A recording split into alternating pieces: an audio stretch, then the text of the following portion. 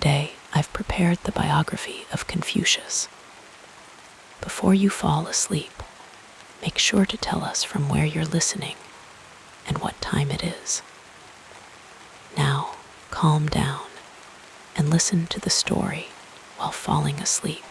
I'm wishing you a cozy and comfortable night.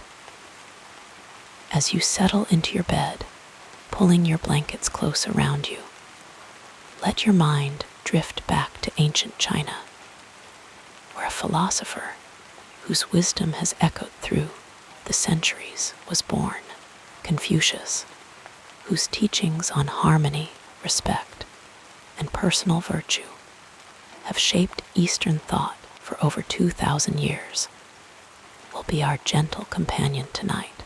His story begins in a small village in what is now Shandong province, where the soft light of wisdom first flickered into existence. Let your breathing slow as we journey together through the life of a man whose simple yet profound ideas continue to whisper guidance across time. Close your eyes now and let the peaceful story of Confucius carry you toward sweet dreams.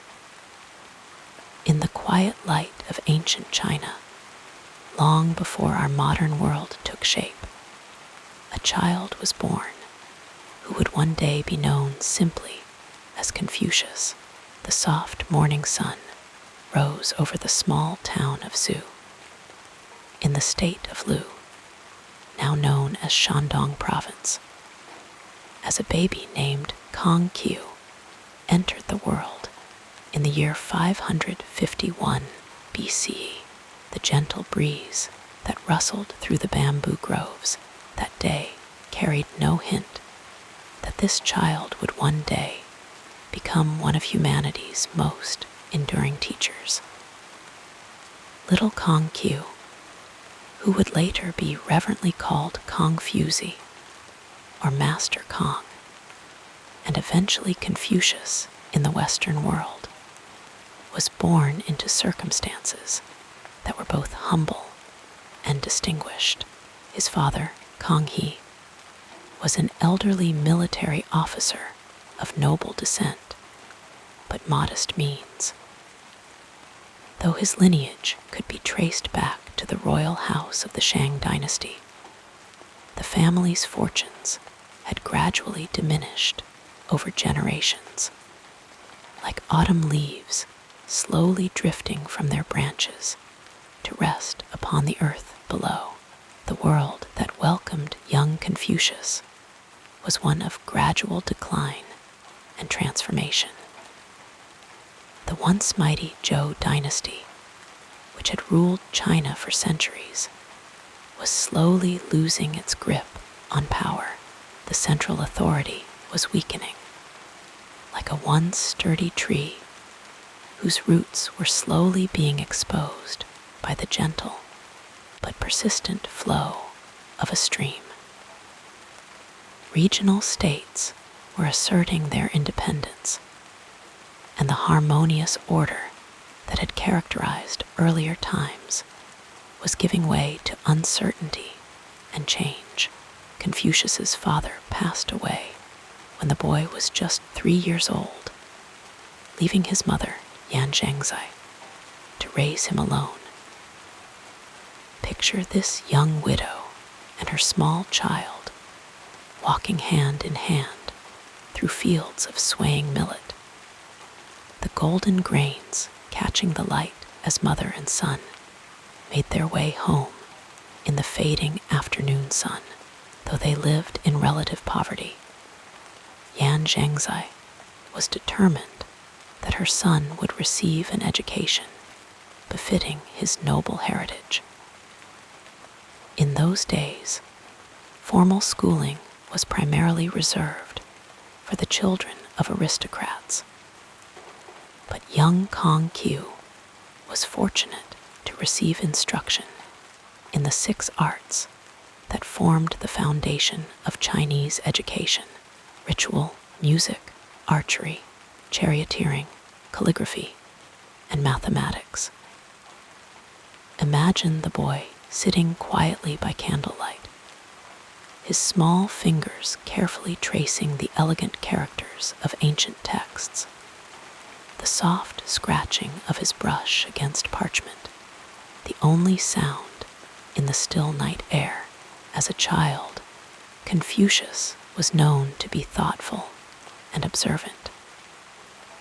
While other children might have spent their days in carefree play, young Kong Qiu would often arrange objects to simulate ritual ceremonies, carefully placing each item with deliberate precision. The gentle seriousness with which he approached these games hinted at the man he would become, one who saw deep meaning in the proper ordering of things and in the careful observation of tradition. The landscape of Confucius's childhood was one of rolling hills and flowing rivers, of fertile fields and ancient forests.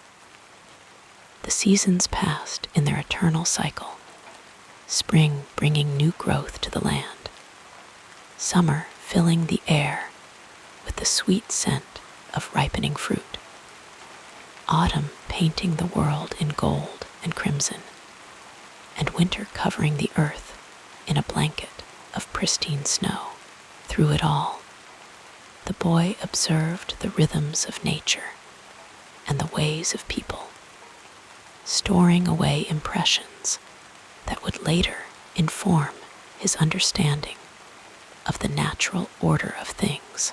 In the small community where Confucius grew up, daily life revolved around agriculture and the changing seasons. Farmers would rise with the first light of dawn, their silhouettes moving slowly across misty fields as they tended their crops. Women would gather at the village well, their voices a gentle murmur as they drew water, and shared the small events that made up their days. Elders would sit in the shade of ancient trees, their weathered hands moving in the air as they recounted tales of times long past.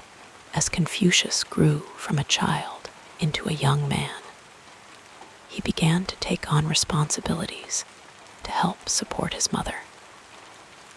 Though born of noble lineage, the family's modest circumstances meant that he needed to work for their livelihood. Some accounts suggest that he took on humble jobs, tending livestock or keeping the accounts for granaries.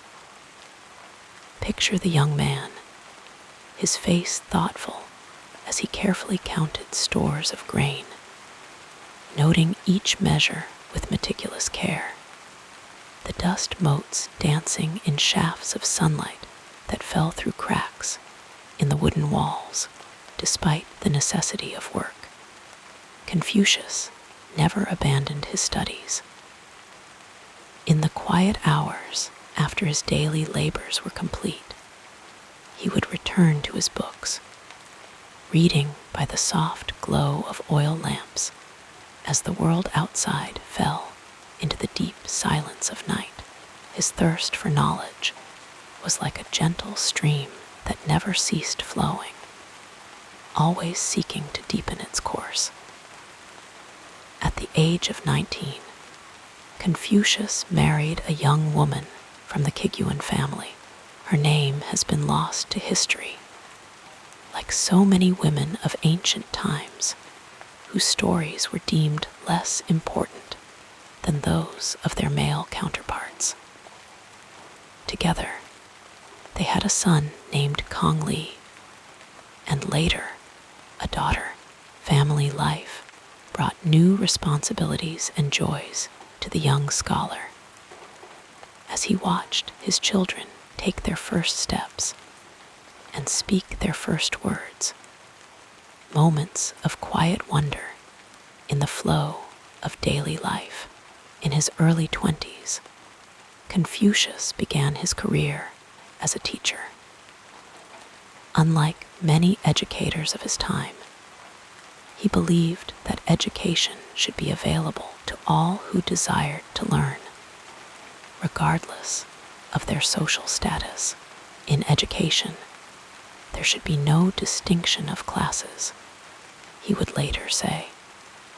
A revolutionary concept in a society rigidly structured by hierarchies, as immovable as mountains.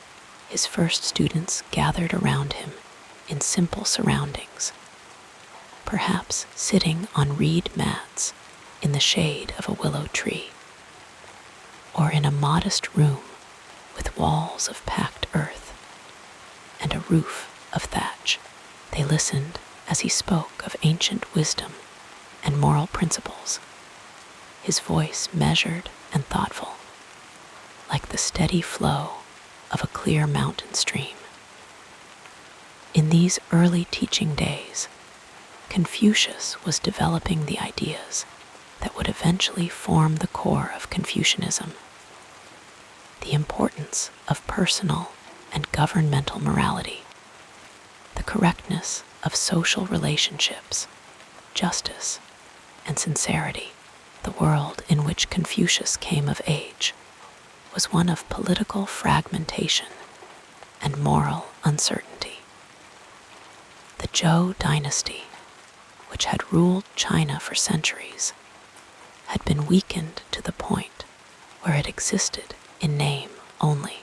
Real power had devolved to regional states that constantly competed with one another for influence and territory. It was a time of change and upheaval, when old certainties were fading like colors in a tapestry too long exposed to sunlight. In this context, Confucius began to develop his vision of a well-ordered society based on moral principles. He looked back to the early Zhou period and even earlier times as examples of good governance and proper social relations. In his view, the ancients had understood something that his contemporaries had forgotten: that harmony in society begins with harmony within the individual, and that proper behavior flows naturally from a cultivated heart and mind. As a young man in his late 20s, Confucius experienced the loss of his mother. Her passing was a profound grief for him, and he observed the traditional 3-year mourning period with scrupulous care. Imagine him in simple white mourning clothes, withdrawn from society as custom dictated, spending his days in quiet reflection on the woman who had shaped his early years with her love and sacrifice. During this time of solitude and contemplation, his philosophical ideas continued to mature, like wine aging slowly in earthen vessels stored in cool, dark places.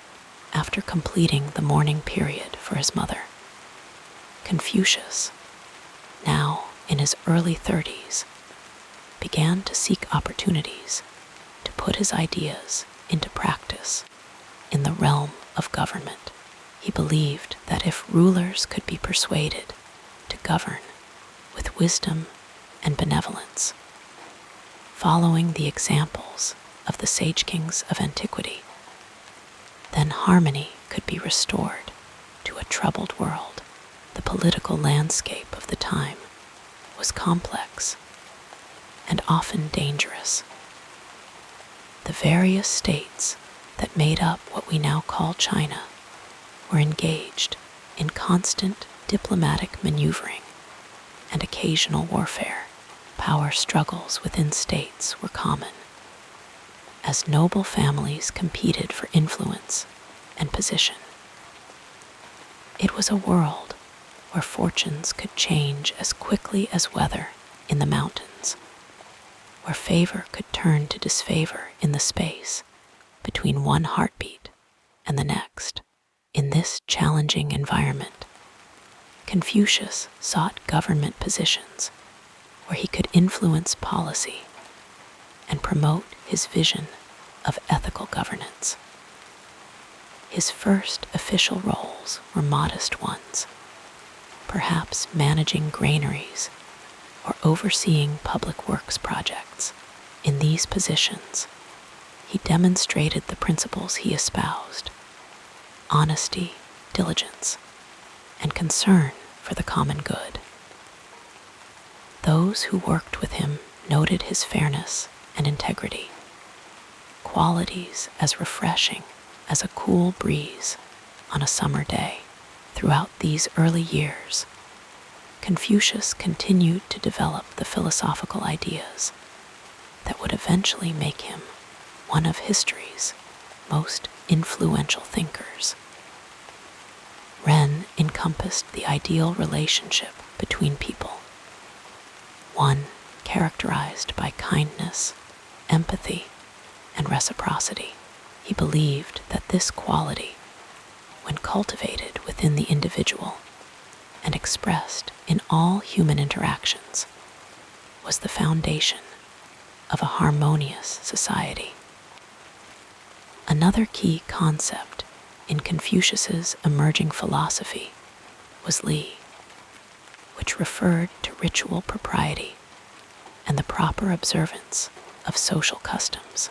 Far from being empty formalities, Confucius saw these rituals as outward expressions of inner virtue, like the blossoms that naturally emerge from a healthy plant when performed with sincerity and understanding. Rituals connected people to each other and to the wisdom of ancestors, creating a sense of continuity and meaning in human affairs. As Confucius moved through his 30s and into his 40s, his reputation as a teacher and thinker grew steadily. Students came from near and far to study with him, drawn by his wisdom and his unique teaching methods. Unlike many teachers of his time, who expected students to memorize texts without questioning, Confucius encouraged dialogue and reflection. Picture his school not as a formal institution with imposing buildings, but as a community of learners gathered around a master.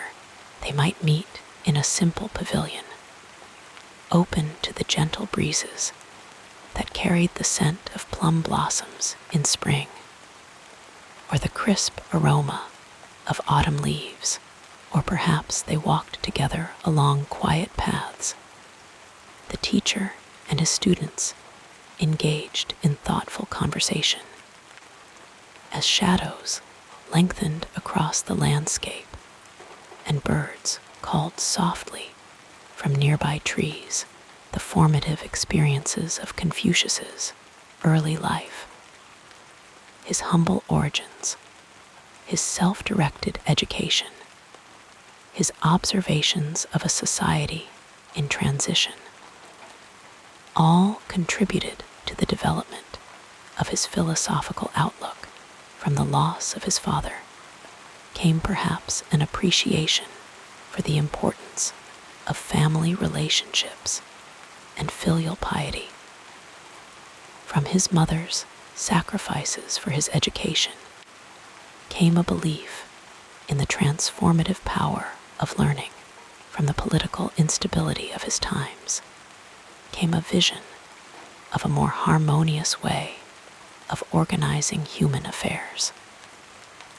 As we leave Confucius on the threshold of his most influential years, we can see how the seeds planted in his childhood and youth were beginning to bear fruit. The boy who had arranged objects in ritual patterns had become a man who saw the profound importance of ritual in human life. The student who had studied ancient texts by lamplight had become a teacher who would transmit and transform that wisdom for future generations. The observer of a fragmented society had become a visionary who offered a path toward wholeness and harmony. The story of Confucius's early life reminds us that great ideas often emerge from ordinary circumstances, that wisdom can grow in the most humble soil, and that the quiet observations of a thoughtful mind can eventually reshape the thinking of an entire civilization, like a river that begins as a small spring high in the mountains. The influence of Confucius would eventually flow far beyond the boundaries of his time and place, nourishing countless minds and hearts across the centuries. With its clear, life-giving waters, let us drift further into the story as we explore the next part of this fascinating journey. In the gentle mist of ancient China, over 25 centuries ago, a child was born who would someday become one of the most influential teachers in human history. Let us drift back through the soft veils of time to explore the family roots and ancestral heritage of Confucius, whose Chinese name was Kong Qiu, and whom the Chinese more reverently called Confucius, or Master Kong. The family story of Confucius begins not with his birth, but many generations earlier in the royal household of the Shang dynasty. His ancestors were noble members of the Song state, descendants of the royal line. Family stories passed down through generations tell that Confucius was a descendant of the legendary King Tang, founder of the Shang dynasty that ruled China from approximately 1600 to 1046 BCE. This royal lineage would flow through time, eventually reaching the Kong family, into which Confucius would be born. As we rest in this peaceful contemplation of ancient lineages, we can imagine the gradual transitions of fortune that befell the Kong family over many generations. The slow river of time carried them from royal prominence to more modest circumstances, as political changes and the natural ebb and flow of family fortunes gradually altered their standing. By the time we reach the grandfather of Confucius, a man named Kong Qiu, the family had moved from the state of Song to the state of Lu. In what is now Shandong province, they relocated due to political unrest, seeking safer shores like birds seeking calmer waters before a storm. Kong Qiu served as a military officer in Lu, maintaining some connection to the aristocratic traditions of his ancestors. Though no longer in the highest echelons of power, the father of Confucius was Kong He, also known as Shu Liang He. He was a distinguished warrior known for his remarkable physical strength and bravery. Family stories tell of his exceptional courage in battle, particularly during a siege where he held a city gate alone against attacking forces.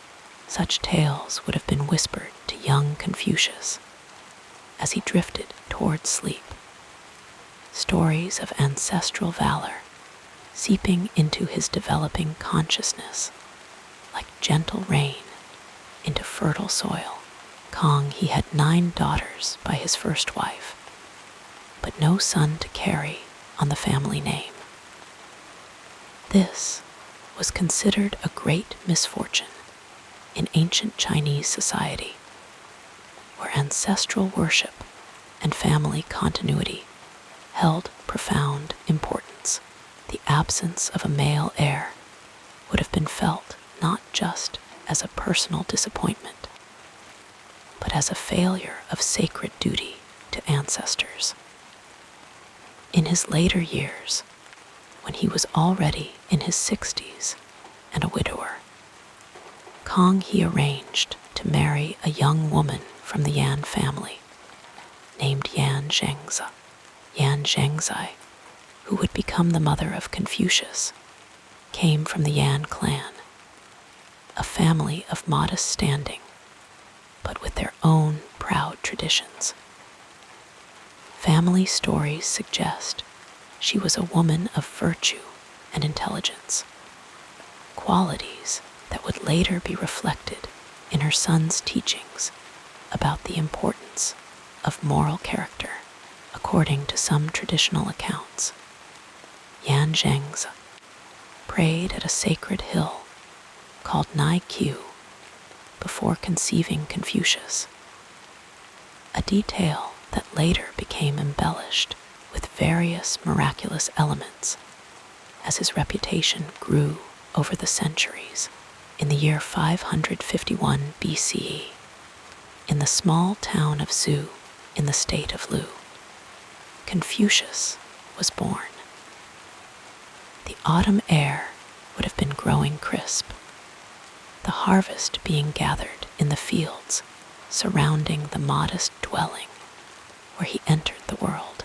His father, Kong Qiu, was already elderly, approximately 70 years of age. This significant age difference between father and son would soon shape the early family circumstances of Confucius in profound ways. When Confucius was only 3 years old, the gentle flame of his father's life flickered and went out. Kong Qiu passed away, leaving his young widow and small son in precarious circumstances. The family, once connected to nobility, now faced material hardship. They were not destitute, but neither did they enjoy the comfortable circumstances that might have been theirs had fortune been more generous. Yan Zhengzi, now a widow with a young child, made the decision not to remarry, devoting herself instead to raising her son. This choice represented significant sacrifice in a society where a widow's position was often tenuous. Traditional accounts speak of her dedication to her son's education, despite their limited resources, recognizing perhaps some special quality in the thoughtful child, who would spend hours observing the world around him with unusual attentiveness. The Kong family lived on the outskirts of their community, neither fully part of the common people nor accepted among the aristocracy. This liminal social position would later inform Confucius's unique perspective on society, allowing him to observe both the lives of ordinary people and the conduct of the ruling classes with the clear eyes of someone not fully belonging to either world. In this modest household, young Confucius would have been surrounded by the rituals and traditions that had been passed down through generations of his family. These were not just the grand ceremonies of state, but the small, daily observances that structured life and relationships. The way tea was served to guests, the manner of addressing elders, the seasonal rituals marking the agricultural calendar. All these formed the cultural tapestry into which he was woven. The Kong family, despite their reduced circumstances, maintained a strong sense of their heritage. They preserved family records and genealogies, keeping alive the connection to their more illustrious ancestors. Young Confucius would have grown up hearing stories of his forebears, tales that stretched back to the time of the Shang dynasty and beyond, into the misty realms where history blends with legend. As a child, Confucius displayed an unusual interest in ritual practices. Family stories tell of how he would arrange sacrificial vessels and ceremonial objects in play, mimicking the solemn rites he had observed. This early fascination foreshadowed his later emphasis on the importance of Li, the proper conduct of ritual, ceremony, and social propriety, as a foundation for a harmonious society. The cultural context into which Confucius was born was one of significant transition and upheaval. The Zhou dynasty, which had succeeded the Shang, was in decline. The central authority of the Zhou kings had weakened, and power had devolved to a patchwork of semi-autonomous states that frequently warred with one another.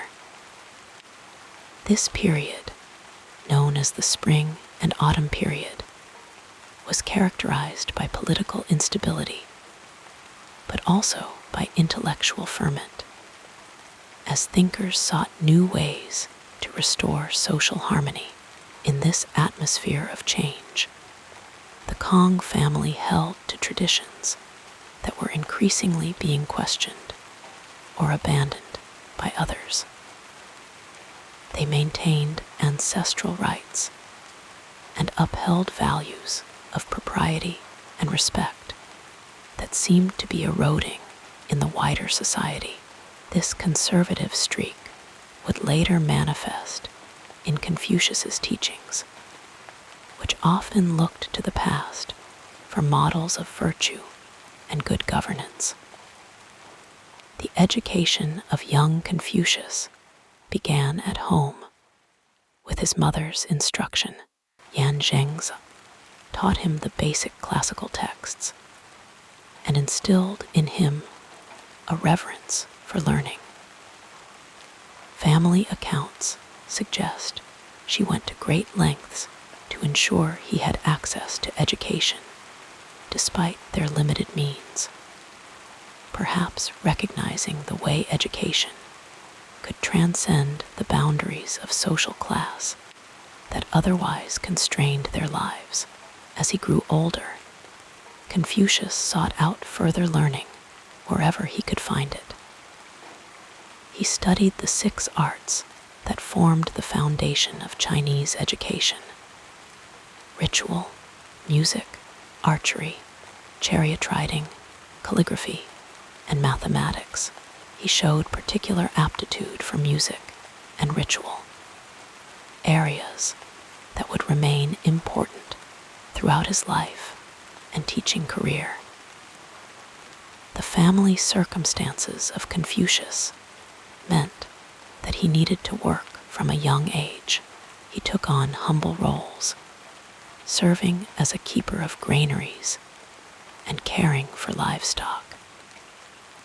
These experiences brought him into contact with ordinary working people, giving him insights into their lives and struggles that many aristocratic thinkers lacked. The seeds of his later emphasis on the dignity of all people, regardless of birth, may have been planted during these years of working alongside those of humble station. Throughout his youth, Confucius continued to deepen his knowledge of ancient texts and traditions. He was particularly drawn to the Book of Songs, the Book of Documents, and other classics that preserved the wisdom and history of earlier times. These works became so deeply ingrained in his thinking that in his later teachings, he could draw upon them effortlessly, quoting passages that illuminated moral principles or historical lessons. As a young man, Confucius married a woman from the Kiguan family. Little is recorded about his wife in historical accounts, reflecting the limited attention given to women's lives in the historical records of the time. The couple had a son named Kong Qiu, and later a daughter. Family life for Confucius appears to have followed the traditional patterns of his time, with clearly defined roles for husband and wife.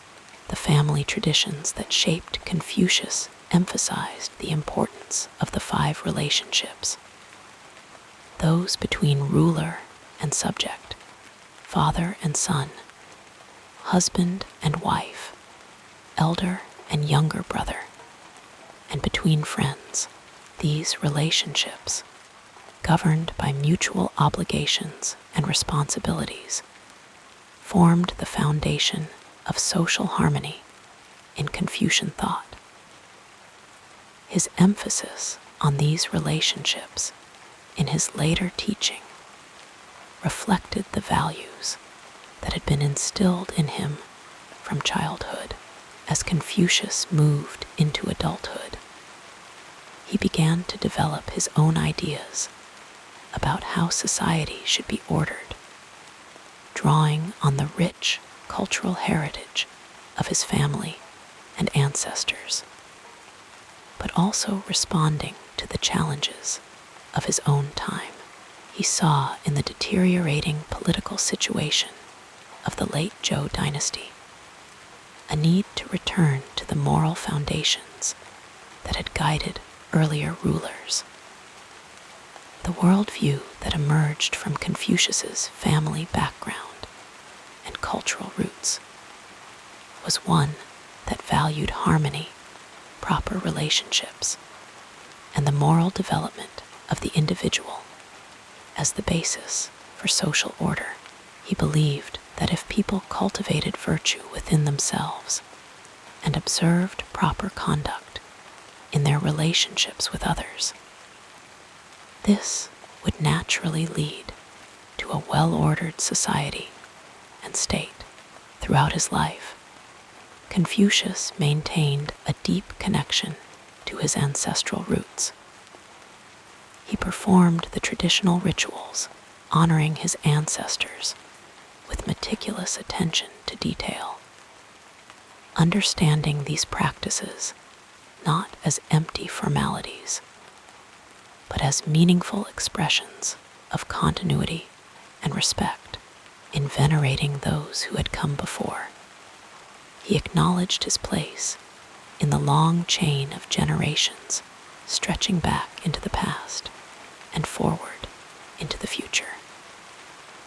The humble origins of Confucius, born to an elderly father who soon passed away, and a mother who struggled to provide for him, might have seemed unpromising soil for the growth of one of history's great teachers.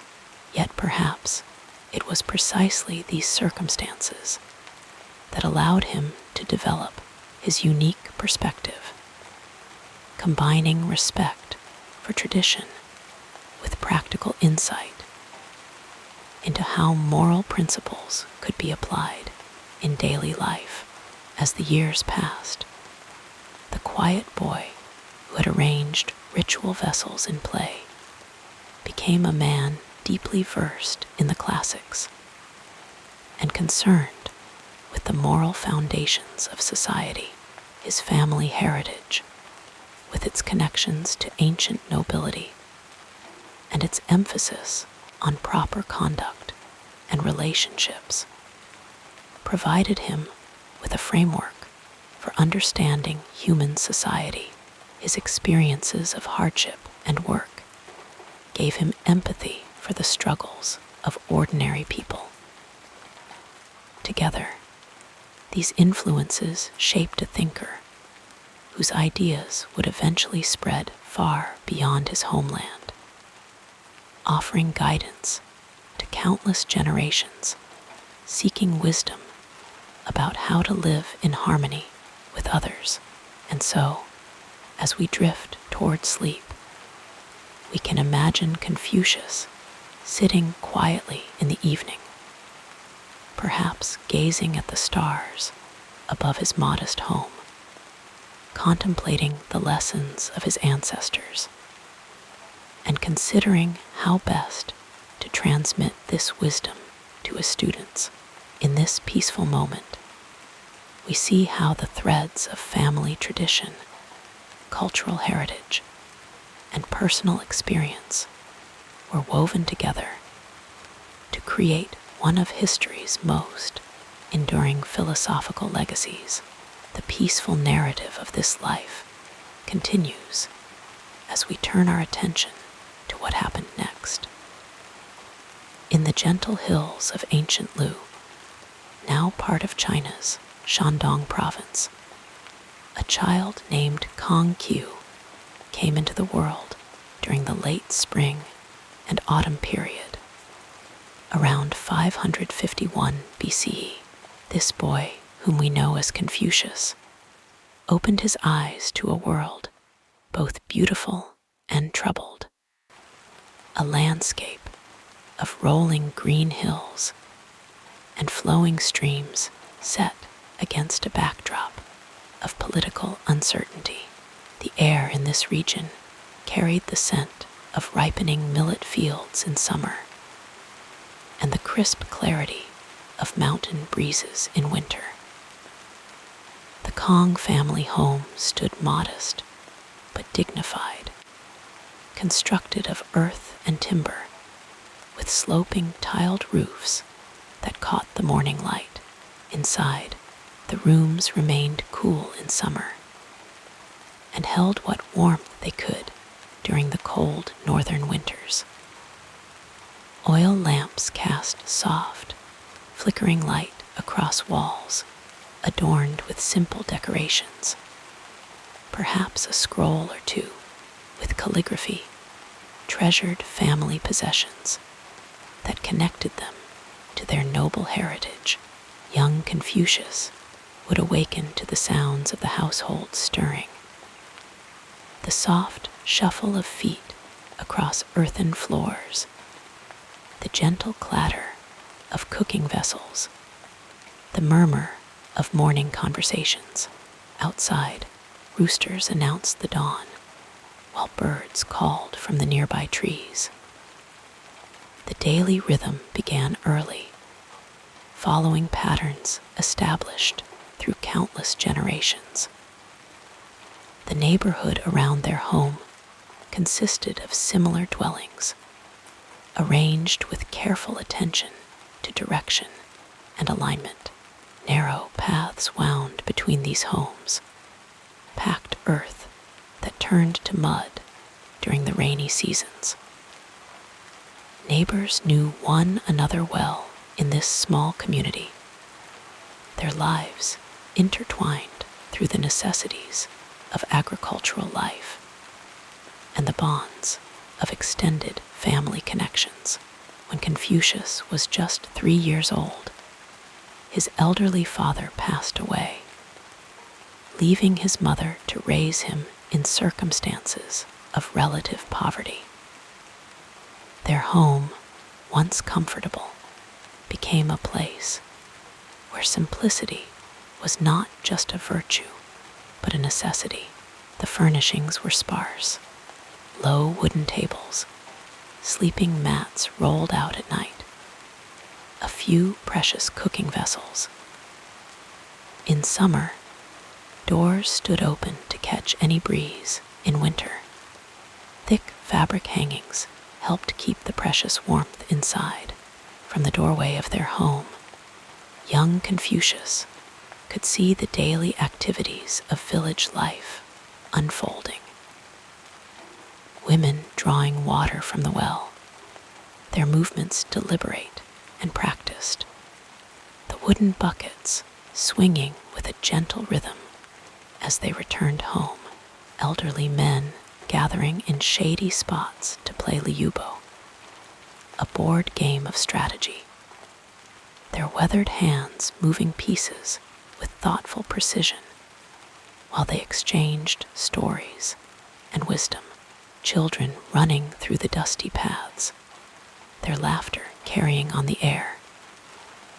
The natural world provided both sustenance and beauty.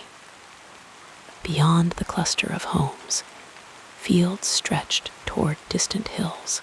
The landscape changed with the seasons, bright green shoots of spring, giving way to golden ripeness in autumn. Then the stark beauty of winter, when snow occasionally dusted the hillsides. Confucius would have watched these changes with the keen observation that would later mark his thinking, noting how the natural world followed its own harmonious patterns. Streams meandered through the countryside, their waters clear and cool, home to fish that supplemented the family's diet. Along these waterways, willows dipped their branches toward the surface, creating peaceful grottos where a thoughtful child might sit and contemplate. Perhaps it was in such quiet places that young Confucius began to develop his deep appreciation for reflection and harmony. The sounds of this world created a gentle soundtrack to his childhood.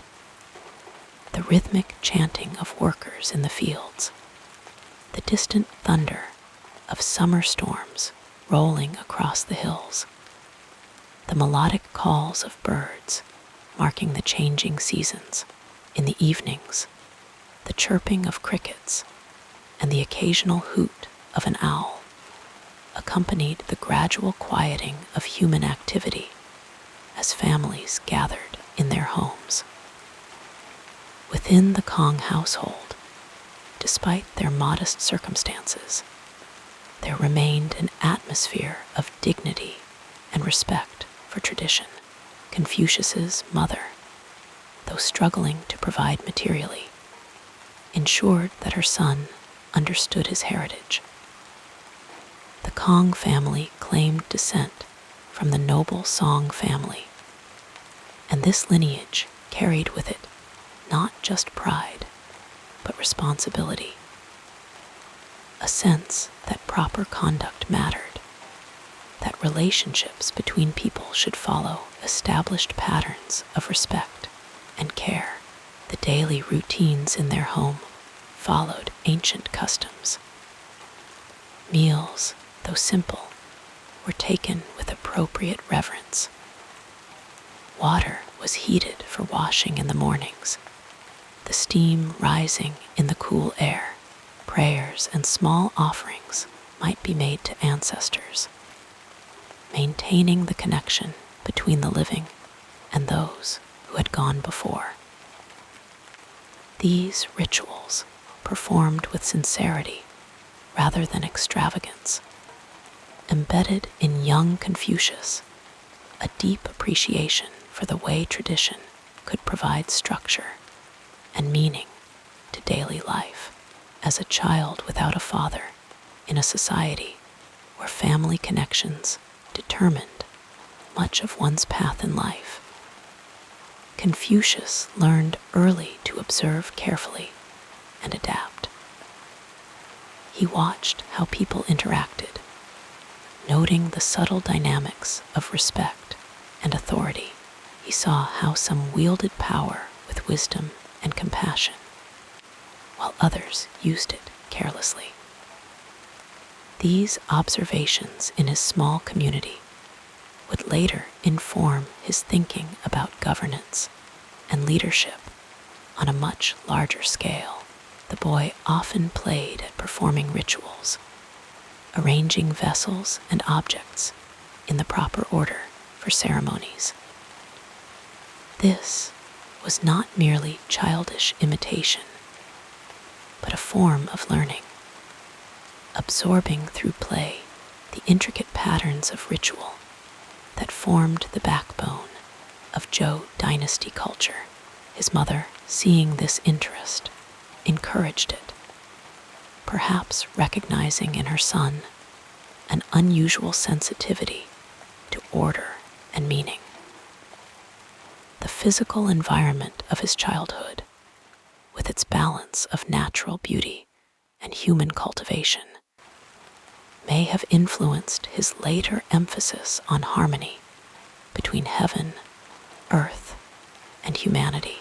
The hills rising beyond the fields demonstrated nature's grandeur, while the carefully tended crops showed human effort working with natural patterns rather than against them. This balance, respecting the given world while thoughtfully shaping it, would become central to Confucian thought. As Confucius grew, he began to move beyond the immediate neighborhood, perhaps accompanying adults to the local market. Here, the sensory experience intensified the mingled aromas of fresh vegetables, dried fish, and fragrant spices, the sound of haggling and greetings, the colorful display of goods spread on cloths or arranged in baskets. The market brought together people from different villages, creating a microcosm of the wider society where Confucius could observe various styles of speech, dress, and behavior. The boy likely also visited the ancestral temple of the Kong family, a place where the atmosphere shifted to one of profound reverence. Inside such temples, the air hung still and heavy with the scent of incense. Light filtered softly through paper windows, illuminating tablets bearing the names of ancestors. The measured movements of those performing rituals, the careful handling of sacred vessels, the moments of silence, all these created an environment where time seemed to slow, where the connection between past and present became tangible. During festival times, the entire community gathered for celebrations that punctuated the agricultural calendar. Lanterns might illuminate the night during certain festivals, their warm glow reflecting in the eyes of children, staying up past their usual bedtime.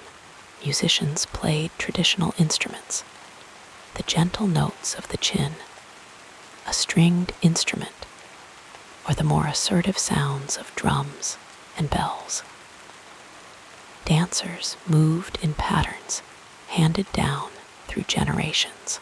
Food more abundant and varied than everyday meals was shared among neighbors, strengthening the bonds of community. The changing seasons brought different textures to daily life.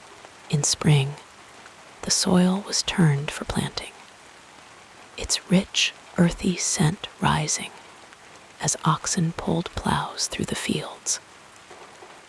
Summer brought the heavy humidity that draped like a warm blanket over the land, making afternoon rest a necessity rather than a luxury. Autumn's harvest time filled the air with dust and the sweet smell of ripened grain.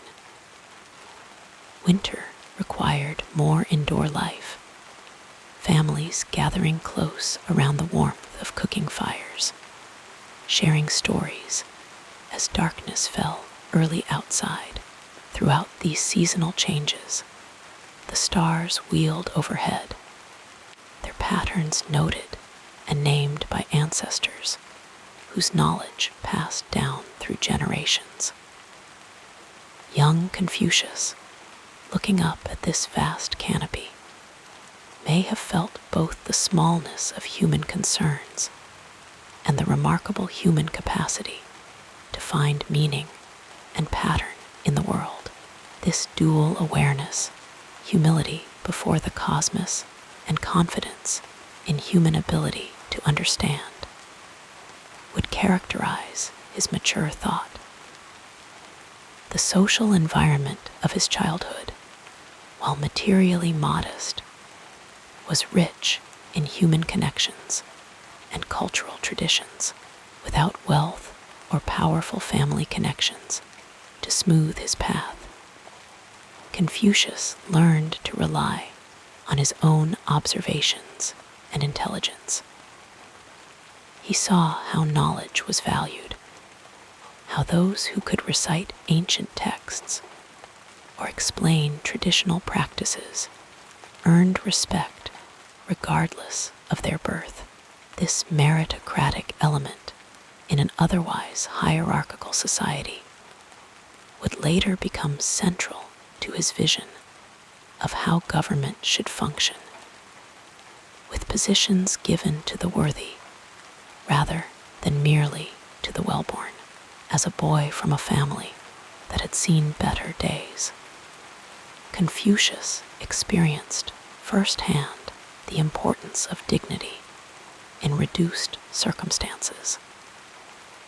His mother maintained standards of behavior and education despite their poverty, teaching him that true nobility lay in character rather than possessions. This lived experience may have contributed to his later emphasis on the gentleman Junzi, defined by moral cultivation rather than birth or wealth. The physical spaces of his childhood, the modest home, the community pathways, the fields and streams, the market, the ancestral temple, formed a world that was limited in geographic scope, but rich in meaning. Each space had its proper activities and appropriate behaviors, training young Confucius in the importance of context and suitability. Later, this awareness would develop into his sophisticated understanding of propriety. Li, as the outward expression of inner virtue, adapted appropriately to each situation. As the years passed, the quiet boy who had arranged ritual vessels in play became a man deeply versed in the classics and concerned with the moral foundations of society. His family heritage, with its connections to ancient nobility and its emphasis on proper conduct and relationships, provided him with a framework for understanding human society. His experiences of hardship and work gave him empathy for the struggles of ordinary people. Together, these influences shaped a thinker whose ideas would eventually spread far beyond his homeland, offering guidance to countless generations seeking wisdom about how to live in harmony with others. And so, as we drift toward sleep, we can imagine Confucius sitting quietly in the evening, perhaps gazing at the stars above his modest home, contemplating the lessons of his ancestors, and considering how best to transmit this wisdom to his students. In this peaceful moment, we see how the threads of family tradition, cultural heritage, and personal experience were woven together to create one of history's most enduring philosophical legacies. As you relax deeper, let us now softly explore the next chapter of this soothing biography. The education of young Confucius unfolded gradually, like the gentle opening of a lotus flower in the soft morning light. In those ancient days of the spring and autumn period of China, formal schooling, as we understand it today, did not exist for most children. Instead, learning happened through careful observation, through stories told by elders, through participation in community rituals, and through the patient guidance of those with specialized knowledge. As a boy from a family of declining noble status, but still connected to traditions of learning, Confucius benefited from exposure to ancient texts and rituals that many of his contemporaries might never encounter. His mother, having lost her husband when Confucius was just 3 years old, nonetheless ensured that her son would receive instruction befitting his heritage. She would often sit with him in the cool evening hours, her voice soft and measured as she shared tales of virtuous rulers from antiquity, their words flowing like a gentle stream over smooth stones. By the age of 15, Confucius had developed a serious dedication to learning that would become the defining characteristic of his life. At 15, I set my heart on learning, he would later tell his students, his voice carrying the weight of memory, the cadence slow and thoughtful, like autumn leaves drifting to the ground. This commitment wasn't merely about acquiring information, but about cultivating himself as a person of depth and moral character. The young scholar spent long, quiet hours studying the ancient classics of his time. Picture him sitting in the soft golden light of early morning, a bamboo scroll unrolled before him, his fingers tracing the characters with reverence. The book of poetry, with its hundreds of verses, capturing the emotions and experiences of people from all walks of life, became a source of endless contemplation. He would read the same passage many times, allowing the meaning to settle into his understanding like fine sediment sinking slowly through clear water. The book of documents, containing the speeches and proclamations of ancient rulers and ministers, provided him with models of virtuous governance and ethical leadership. As he studied these texts, the room around him would grow still, the outside world falling away as his mind traveled back through centuries to walk alongside the sage kings of old.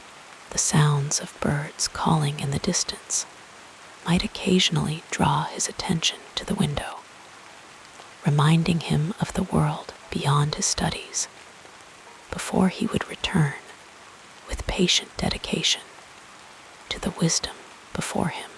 The Book of Changes, with its profound cosmological insights and guidance for navigating life's uncertainties, challenged him to perceive the deeper patterns underlying human experience. He would sometimes spend an entire afternoon contemplating a single hexagram, watching how its meaning shifted and transformed like clouds, reshaping themselves against the vast sky of understanding. The Book of Rites, detailing the ceremonies and customs that ordered society, resonated particularly with the young man who had once played at arranging ritual vessels. Here were the codified practices that gave structure to human relationships, that transformed ordinary actions into meaningful expressions of values. In studying these rites, Confucius began to understand how external behaviors could cultivate internal virtues, how the graceful performance of ceremony could harmonize the heart and mind. Music, too, formed an essential part of his education. In the evenings, he might practice the qin, a stringed instrument whose subtle tones were believed to purify the heart and align one's spirit with the harmony of the universe. His fingers would move slowly across the strings, each note hanging in the air like a pearl of dew before dissolving into silence. Through music, he learned that harmony required both individual excellence and perfect relationship to others, a principle that would later inform his social philosophy. As a young man without wealth or powerful family connections, Confucius could not rely on privilege to advance his education. Instead, he sought out knowledgeable teachers wherever he could find them, approaching each with humility and genuine curiosity. When walking with two others, I will always find a teacher among them, he would later advise, encouraging his own students to learn from everyone they encountered, just as he had done. One such teacher was Lao Dan, possibly the same figure later known as Laozi, the founder of Taoism. Though their philosophical paths would eventually diverge, the young Confucius listened attentively to Lao Dan's reflections on the natural way of things, on non-action and spontaneity. These conversations often took place during long walks through misty forests or alongside meandering rivers, the two figures moving unhurriedly as their words mingled with the sounds of nature around them. Another influential figure was the music master Xiang. Under his guidance, Confucius developed not only technical skill, but a deeper appreciation for how music could express the most refined human emotions and aspirations. For weeks at a time, he would practice a single piece until it flowed through him like water finding its natural course, until the distinction between musician and music began to dissolve into perfect harmony. From Chang Hong, he learned about ritual propriety, about the subtle gestures and precise movements that transformed ordinary actions into expressions of cultural meaning. Hours would pass as Chang Hong demonstrated the proper way to pour tea, to bow, to enter a room, to address an elder. Each movement contained within it centuries of wisdom about human relationships, each gesture a poem about respect and mutual consideration. Unlike some scholars who remained isolated in their studies, Confucius sought practical experience as well. In his 20s, he took a humble position managing storehouses, where he learned about inventory, about fair distribution, about the practical challenges of ensuring that resources reached those who needed them. The dusty storerooms became another classroom, teaching him lessons about governance and administration that no text could provide. Later, he worked as a manager of sheep and cattle, spending long days under the open sky, observing how the animals followed their nature, how they formed hierarchies and relationships, the slow rhythm of pastoral life gave him ample time for reflection, for connecting the abstract principles in his beloved texts to the concrete realities of the world around him. By his 30th year, Confucius had established himself as a man of learning and character. At 30, I stood firm, he would later reflect, suggesting that by this age, he had developed a solid foundation of knowledge and moral conviction, yet he never considered his education complete. Throughout his life, he maintained the humble posture of a perpetual student, always seeking to refine his understanding, to polish his character like a jade carver, gradually revealing the true beauty within the stone. It was around this time that Confucius began to attract students of his own. Unlike other teachers who accepted only those from privileged backgrounds, he welcomed anyone with a sincere desire to learn. In education, there should be no distinction of classes, he stated, his voice gentle but firm like a father instructing his children.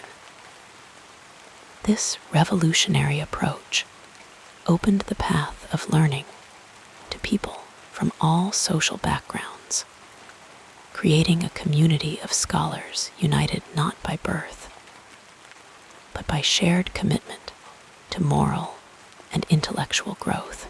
His teaching methods were as distinctive as his inclusive approach to selecting students. Rather than delivering formal lectures, he engaged in conversation, asked probing questions, and used everyday situations as opportunities for learning. Picture a small group seated beneath the spreading branches of an old tree, the dappled sunlight playing across their attentive faces as their teacher points to a bird in flight and asks them what virtue its movement might represent.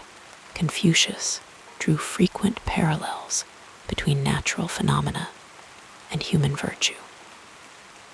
The way water always flows to the lowest point became a lesson in humility. The steadfastness of a mountain illustrated moral courage. The changing seasons demonstrated how transformation follows natural patterns that cannot be rushed. His students would often find themselves walking alongside their teacher through gardens or forests, their education unfolding not in a classroom, but in the living world around them. When discussing the ancient texts, Confucius encouraged his students to find personal meaning rather than simply memorizing. This approach required active participation from his students, who needed to wrestle with difficult concepts rather than passively receiving them. As his reputation grew, so did the number of his disciples. Eventually, tradition holds that he had 72 close students, and thousands more who studied with him for shorter periods. Each came with different abilities and inclinations, and Confucius tailored his guidance accordingly. To one student passionate about government service, he emphasized the importance of integrity in public office. To another drawn to ritual, he explained the deeper meanings behind ceremonial practices. To a third, with a philosophical bent, he posed paradoxes that required contemplative resolution. Through these varied interactions, Confucius refined his own thinking, The questions and challenges of his students pushed him to articulate his ideas more clearly, to find examples that would resonate with different minds, to consider implications he might otherwise have overlooked. His philosophy thus evolved not in isolation, but through dialogue, through the gentle friction of minds engaging with one another like smooth stones in a flowing river, gradually polishing each other's rough edges. Central to his emerging philosophy was the concept of Ren, often translated as benevolence or humaneness. This virtue represented the highest ideal of human relationship, a genuine concern for others that manifested in compassionate action. Confucius believed that Ren could be cultivated through self-reflection and through the conscientious practice of Li, ritual propriety. The outer forms of proper behavior, when performed with genuine feeling, could shape the inner character until virtuous action became as natural as breathing. Another key concept was Yi, or righteousness, the moral disposition to do what is right because it is right, regardless of personal advantage. Confucius saw this virtue as essential for both personal integrity and social harmony. In his quiet conversations with students, perhaps as evening shadows lengthened across the courtyard, he would explore the subtle distinctions between actions that merely followed convention and those that truly embodied moral principle. The concept of Li, which had fascinated him since childhood, evolved in his thinking from mere etiquette to a comprehensive system for expressing moral values through appropriate behavior. Each ritual, from the most elaborate court ceremony to the simplest greeting between friends, contained within it an opportunity to harmonize one's actions with ethical principles. The proper performance of ritual required not mechanical precision, but genuine feeling and understanding of its deeper purpose. As the years passed, Confucius began to articulate a vision of the ideal society governed by virtue rather than coercion. Lead the people with administrative injunctions and put them in their place with penal law, and they will avoid punishments, but will be without a sense of shame, he observed. That this vision extended beyond politics to encompass all human relationships.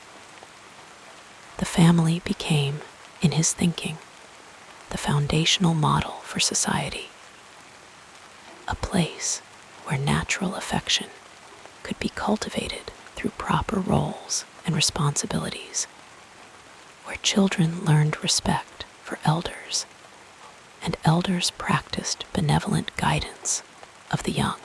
The virtues developed within the family would then extend outward, creating ever-widening circles of harmonious relationship. As twilight deepens into night, we might imagine Confucius sitting quietly beneath the stars, his students having departed for their evening meal.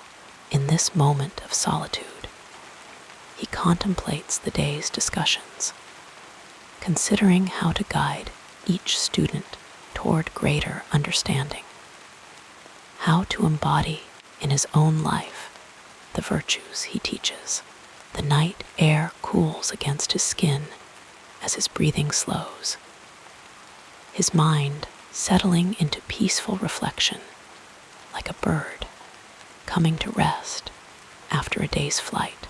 In this tranquil moment, the threads of his education, the ancient texts he had studied so diligently, the wisdom of his teachers, the practical lessons of his various occupations, the insights gained through dialogue with his students. All these elements are woven together into a coherent vision of human flourishing, not through the pursuit of wealth or power or pleasure, but through the cultivation of virtue, through right relationship with others, through harmony with the moral order of the universe. And as our own eyelids grow heavy, as our breathing deepens and slows, we might carry with us into dreams this image of the philosopher at peace, his life's learning distilled into wisdom that continues to flow through history like a gentle, nourishing river, bringing refreshment to all who drink from its waters. Our soothing biography continues with a look at the next important period in this incredible life. In the quiet hours of the evening, when the world slows to a hush and thoughts drift like leaves on a calm river, we might picture Confucius reflecting on those who shaped his path, the mentors, the elders, the quiet guides whose wisdom became the foundation of his own. His journey was not one walked alone, but rather a tapestry woven with the threads of countless teachers, each imparting lessons that would resonate through the ages. From his earliest days, Confucius was drawn to the wisdom of those who came before him. His mother, Yan Zhangzai, was his first teacher, a woman of resilience and quiet strength who nurtured his love for learning even in the face of hardship. Though widowed young and left to raise him alone, she instilled in him the virtues of perseverance and reverence for tradition. The sound of her voice reading ancient texts in the flickering lamplight became the lullaby of his childhood, a gentle rhythm that would stay with him always.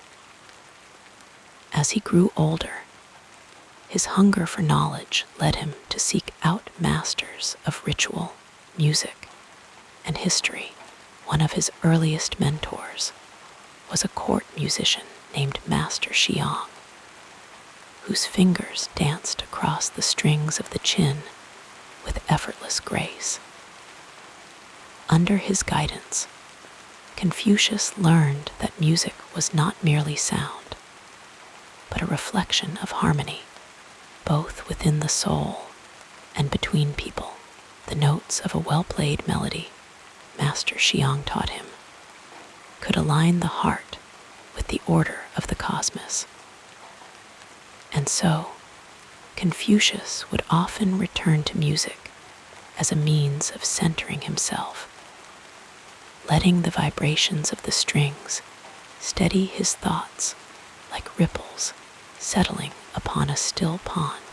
Another figure who left an indelible mark was Lao Dan, an elder scholar rumored by some to be the legendary Laozi, though the truth of this remains wrapped in the mists of time. Their meeting, if it occurred as the stories say, was one of quiet significance. It is said that Confucius, already a learned man, sought Lao Dan's counsel on the rites and the deeper meaning of propriety. The elder listened, his eyes holding the wisdom of many lifetimes, before offering not answers, but questions, gentle nudges that led Confucius to look inward rather than outward.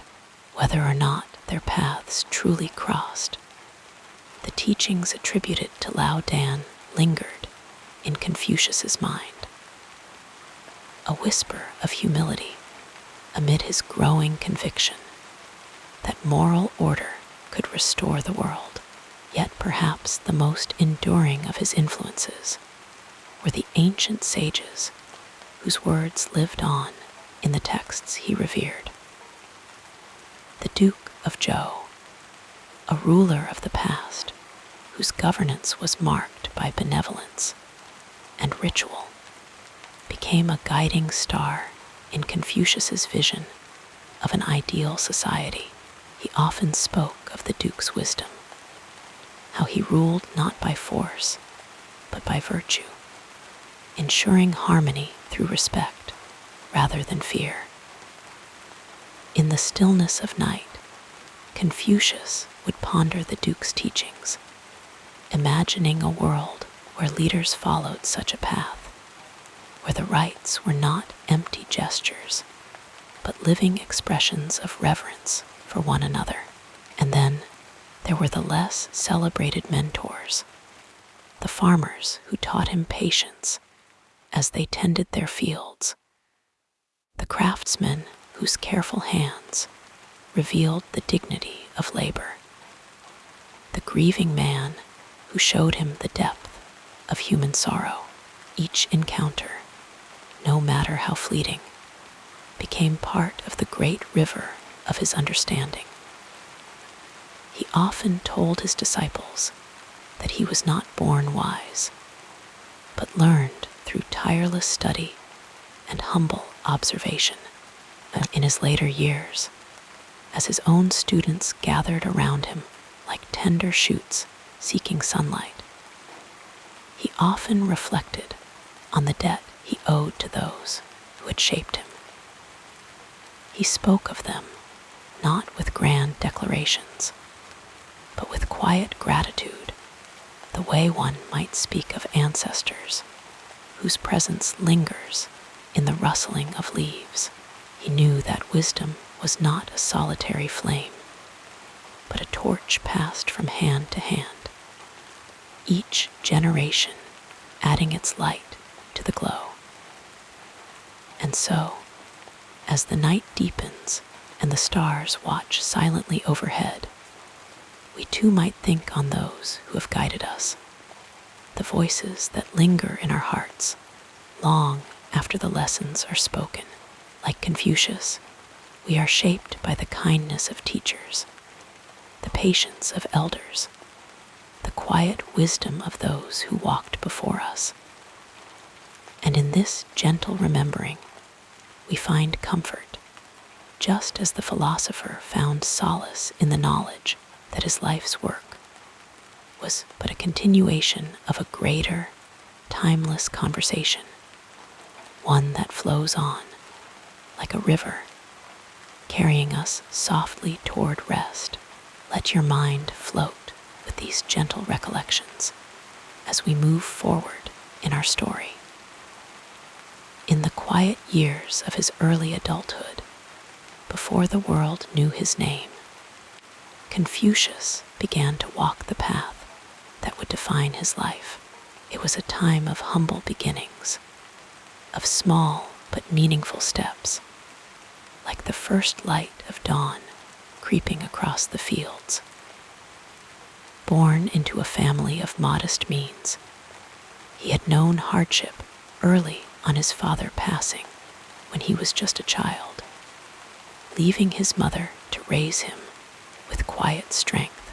Yet even in those tender years, he carried within him a deep curiosity, a longing to understand the ways of the world and the hearts of men.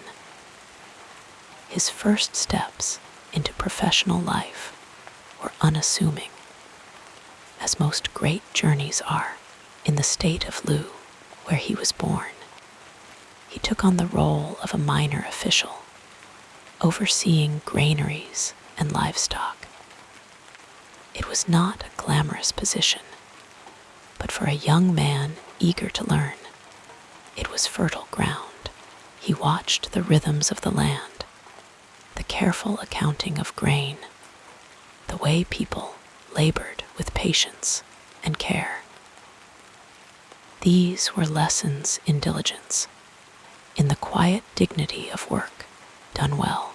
He often said that even the smallest task, if performed with sincerity, could be a reflection of virtue.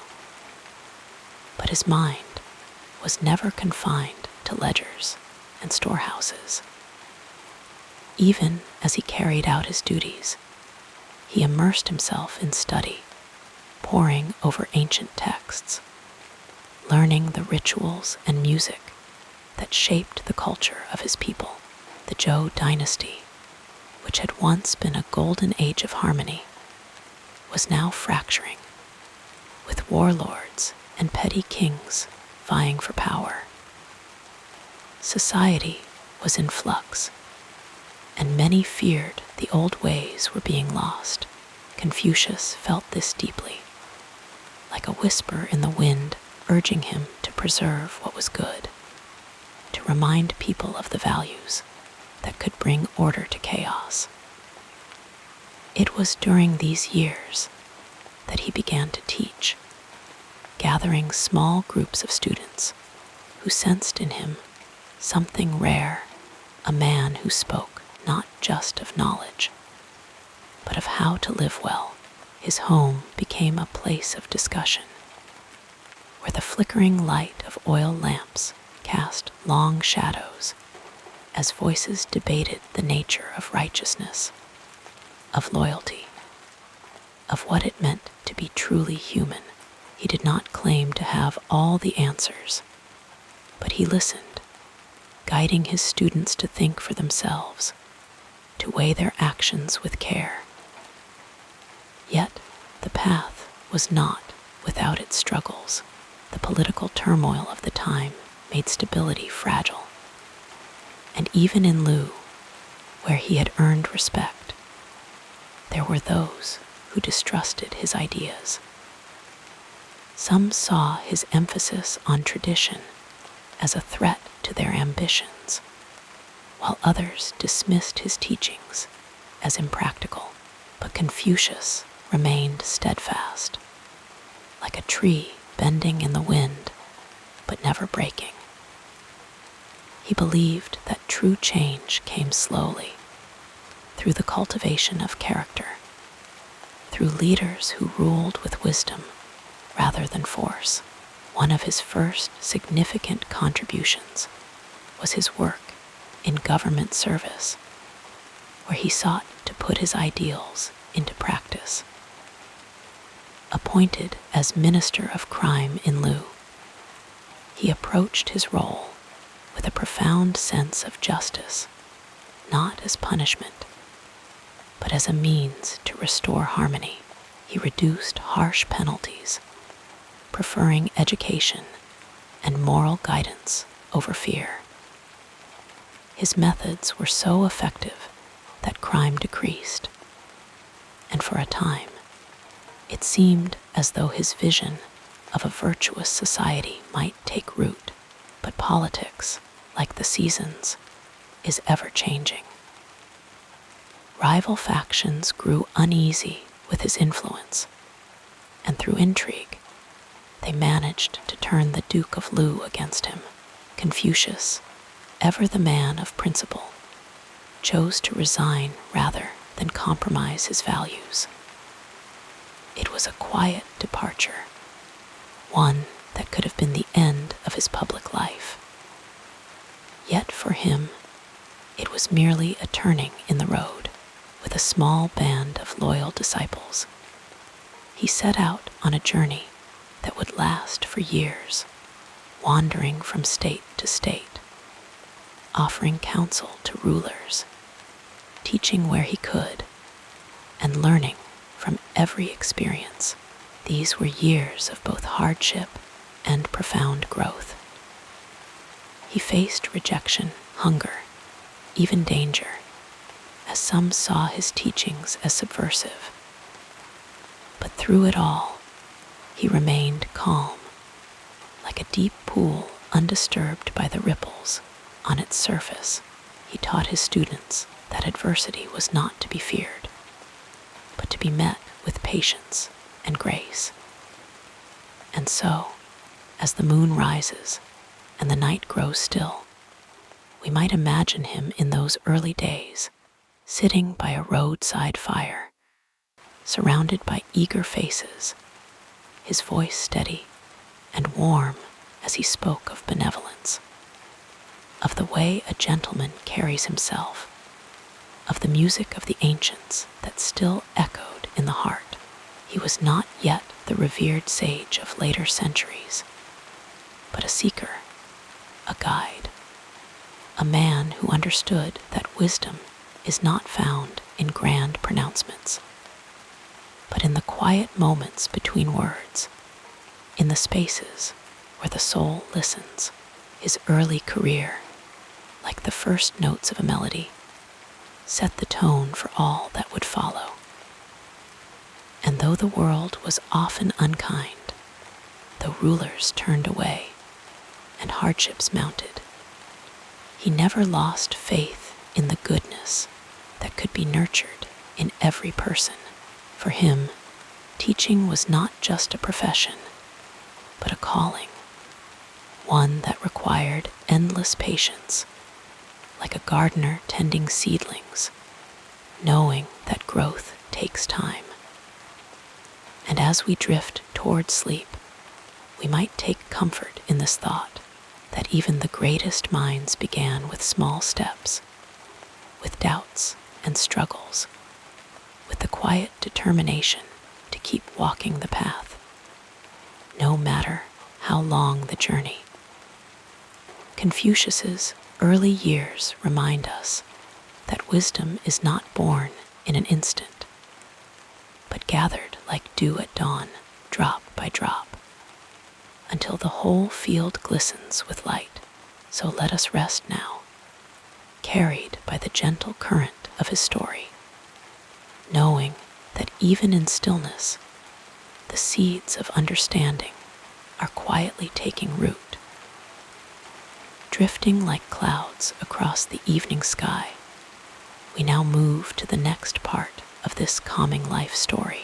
Confucius's life unfolded like the slow turning of seasons, each phase deepening his understanding of the world and his place within it.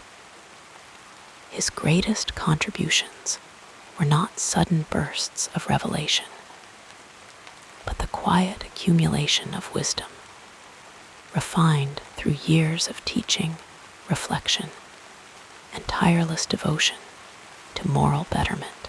He did not seek fame or power, but rather the restoration of harmony, an ideal society where rulers governed with virtue, where families nurtured respect, and where every individual, no matter how humble, could cultivate goodness within themselves.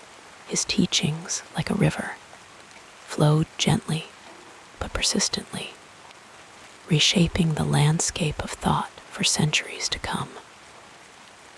At the heart of his philosophy was the concept of Ren, often translated as benevolence or humaneness.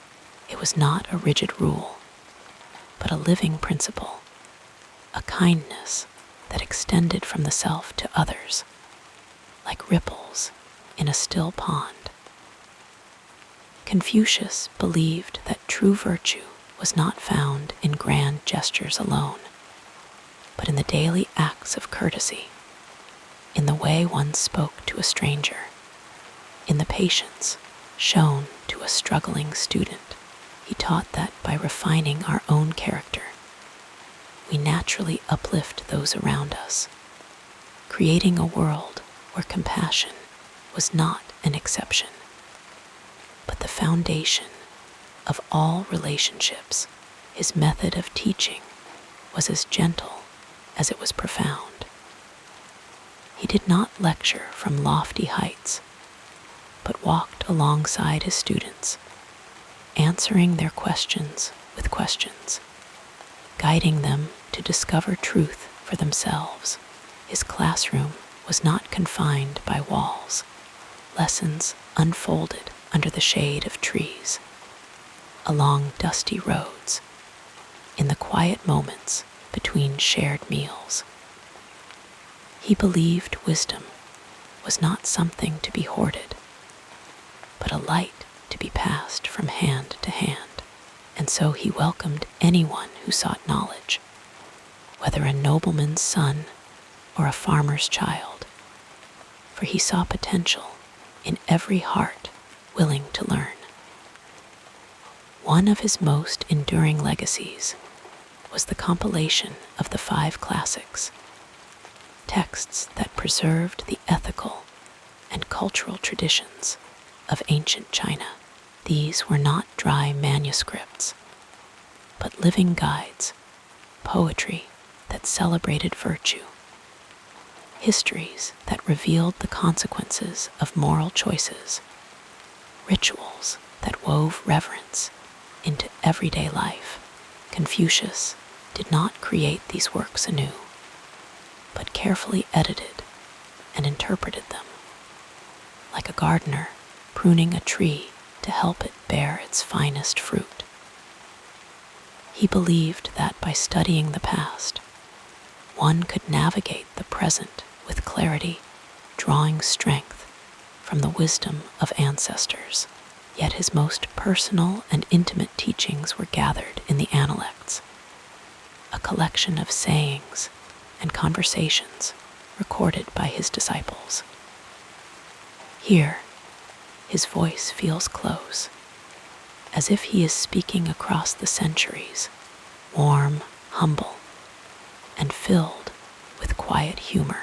He spoke of the joy of learning, of the importance of self-reflection, of the way small acts of integrity could transform a life.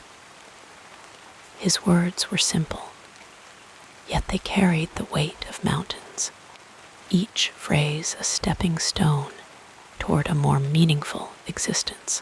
Confucius also envisioned a society governed by merit rather than birthright. He dreamed of rulers who earned their authority through virtue, who led not by force, but by example. He called this ideal the Junzi, the noble person not defined by bloodline, but by moral excellence. To him, true leadership was a form of service, a responsibility to nurture the well-being of all. Though few rulers of his time heeded his advice, his vision would later inspire emperors and scholars, shaping the very fabric of government in East Asia for generations. Even in his later years, when his travels had wearied him and many of his hopes remained unfulfilled, he never ceased to believe in the possibility of a better world. He returned to his homeland, spending his final days teaching, writing, and reflecting on the lessons of a lifetime. His disciples gathered around him like saplings around an ancient tree, absorbing his wisdom, ensuring that his voice would not fade. And when he passed, it was said that the heavens themselves mourned. Yet his teachings, like seeds carried by the wind, had already taken root in countless hearts. His influence grew not through conquest or decree, but through the quiet persistence of his ideas. Over centuries, his philosophy became the cornerstone of education, the guiding star of governance, the gentle hand that shaped customs and traditions. Temples were built in his honor, not as places of worship, but as spaces for contemplation, where scholars and seekers could reflect on the timeless truths he had illuminated. And so we see how his legacy, like the slow unfurling of a lotus blossom, continues to unfold. In the reverence for family, in the value placed on education, in the belief that goodness can be cultivated with patience and care. There, the spirit of Confucius endures. His was not a philosophy of grand finality, but of gentle beginnings, of small steps taken with sincerity. And as we rest tonight, perhaps we too can feel the quiet assurance that change begins within, that every act of kindness, no matter how small, is part of a greater harmony, one that he, with endless patience, helped the world to see. So let us drift now, carried by the calm certainty that wisdom grows in stillness, that the most profound truths are often whispered, not shouted. And like his students so long ago, we may find, in the quiet of the night, that his lessons are not distant, but as close as our own breath, waiting to be remembered, waiting to guide us, as gently as the moon guides the tide. As your breathing becomes more regular, let us continue with the next chapter of our biography. The life of Confucius, like the slow turning of the seasons, was marked by quiet but profound moments of change, moments when a single decision altered the course of his journey, shaping not only his own destiny, but the future of countless generations. These turning points were not loud or dramatic, but subtle, like the shift from dusk to nightfall, where one barely notices the fading light until the stars appear. Let us drift back through time, tracing these pivotal moments with gentle curiosity, reflecting on how each choice rippled outward, like a pebble dropped into still water. One of the earliest and most significant crossroads in Confucius's life came when he was still a young man, barely beyond childhood. His father had passed away when he was only 3, leaving his family in modest circumstances. Yet his mother, determined and resilient, ensured he received an education, a rare privilege in those days for someone of their standing. As a boy, he worked humble jobs to support his family, tending livestock and keeping accounts, but something within him stirred, an unshakable love for learning, a quiet hunger to understand the wisdom of the ancients. Had he chosen to remain in those practical duties, content with the security of routine labor, the world might never have known his teachings, but instead, he followed that inner calling, dedicating himself to study with an intensity that would define his life. Another quiet but fateful moment arrived when Confucius was appointed to a minor government position in his home state of Lu. It was here that he first glimpsed the possibility of putting his ideals into practice, of governing with virtue rather than force, of leading through moral example rather than fear. He performed his duties with such integrity that he was noticed and promoted, eventually rising to the position of Minister of Crime. But this, too, became a turning point, a moment where his principles clashed with the realities of power. The ruling elite grew uneasy with his insistence on fairness, on his belief that rulers should serve the people rather than exploit them. When the Duke of Lu, swayed by corrupt advisors, began to neglect his duties, Confucius faced a choice: compromise his values for the sake of position, or walk away. He chose to leave, This decision, made with quiet resolve, set him on a path of wandering, a journey that would last for years, taking him from state to state, seeking a ruler who would listen to his vision of a just society. It was a time of hardship, of uncertainty, of rejection. Many dismissed him as an impractical dreamer. But had he stayed, had he bent his principles to keep his office, his philosophy might have remained confined to the halls of power, diluted by compromise. Instead, his years of exile became his greatest teaching. It was during this wandering that he gathered students, that his ideas took root in the hearts of those who would carry them forward.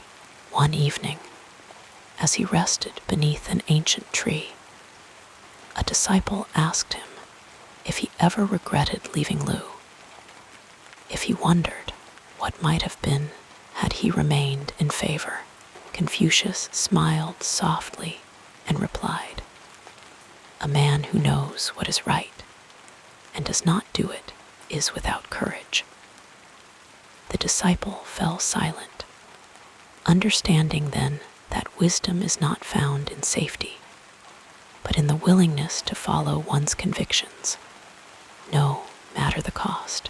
The final great turning point came in his later years, when Confucius returned at last to Lu, his hopes of political reform unfulfilled. He might have retreated into bitterness, lamenting that the world had not embraced his teachings, but instead, he turned his attention to teaching, to compiling the classics, to nurturing the next generation of scholars.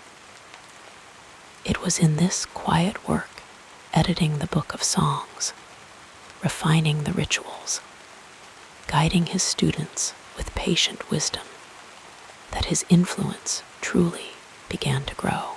The seeds he planted in those years would outlive him, spreading far beyond the borders of his homeland.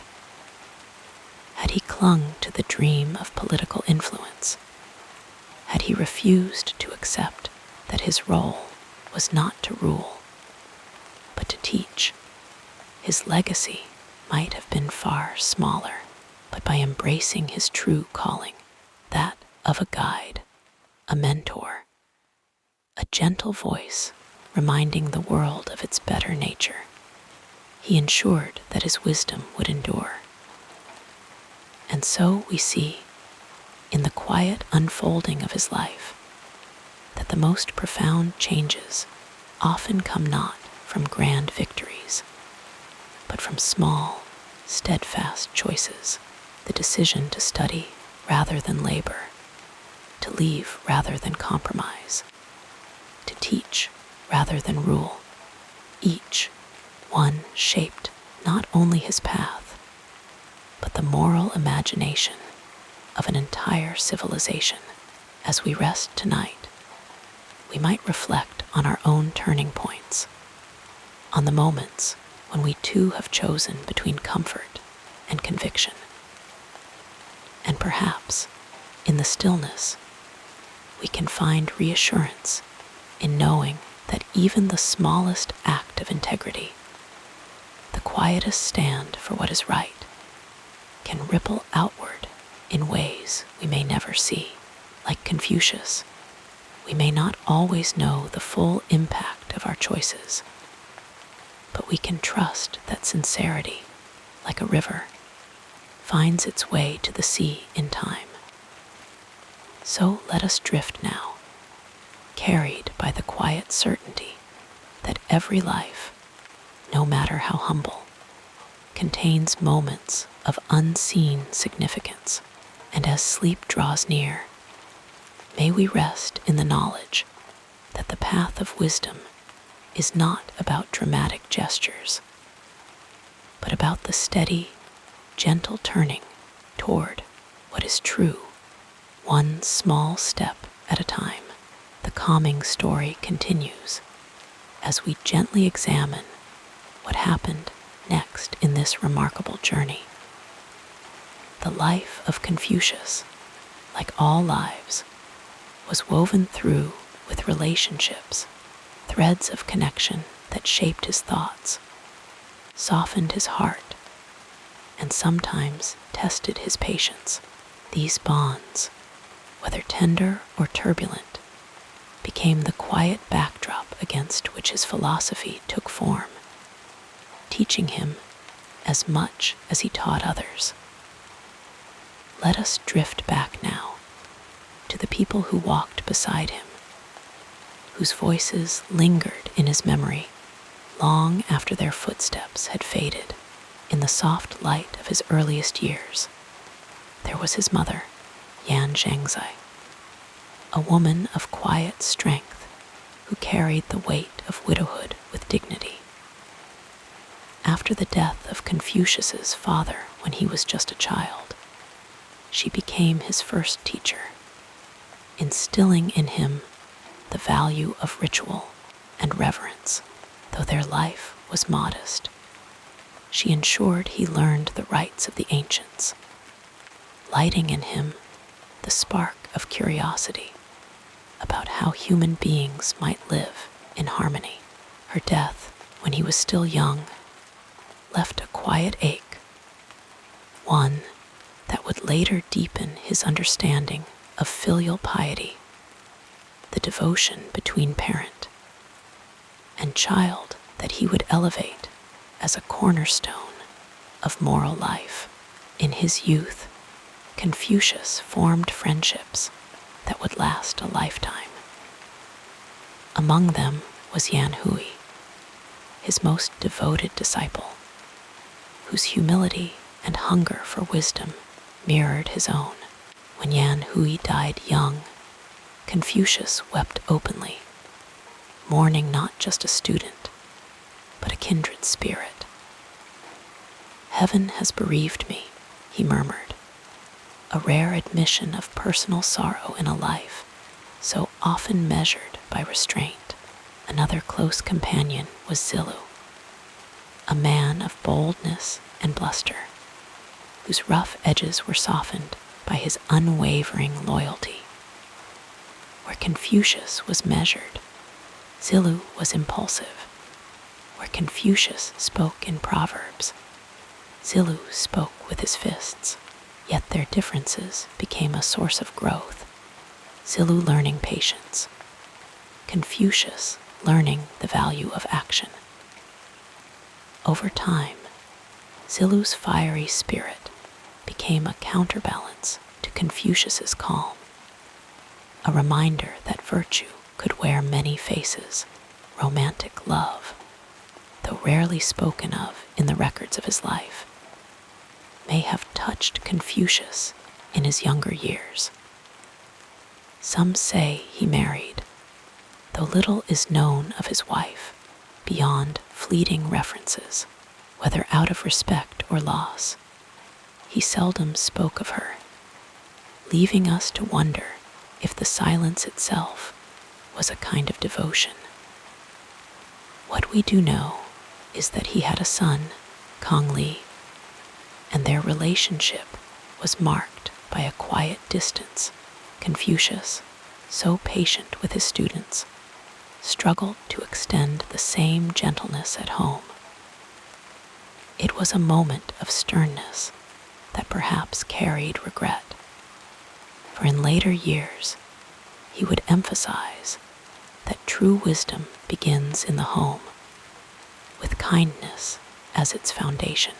Beyond family and friends, Confucius formed bonds with rulers and ministers, though these were often fraught with disappointment. Duke Jing of Qi once listened intently to his teachings, only to later dismiss him when political pressures grew too great. Confucius accepted these reversals with grace, though they pained him. Yet, even in these strained relationships, there were moments of warmth. like the time Duke Ai of Lu, moved by Confucius's sincerity, offered him a position, only for court intrigues to unravel the opportunity. Confucius bore no bitterness, understanding that influence, like water, must find its own level. Perhaps the most enduring of his professional ties was with his disciples, the small band of seekers who gathered around him not for power, but for truth.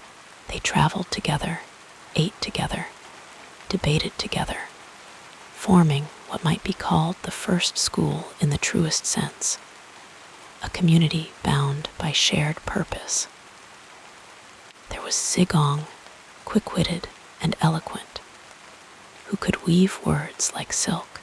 Ran Qiu, the practical administrator, who balanced idealism with pragmatism. And Zhengzi, whose deep reflections on moral integrity would later shape Confucian thought.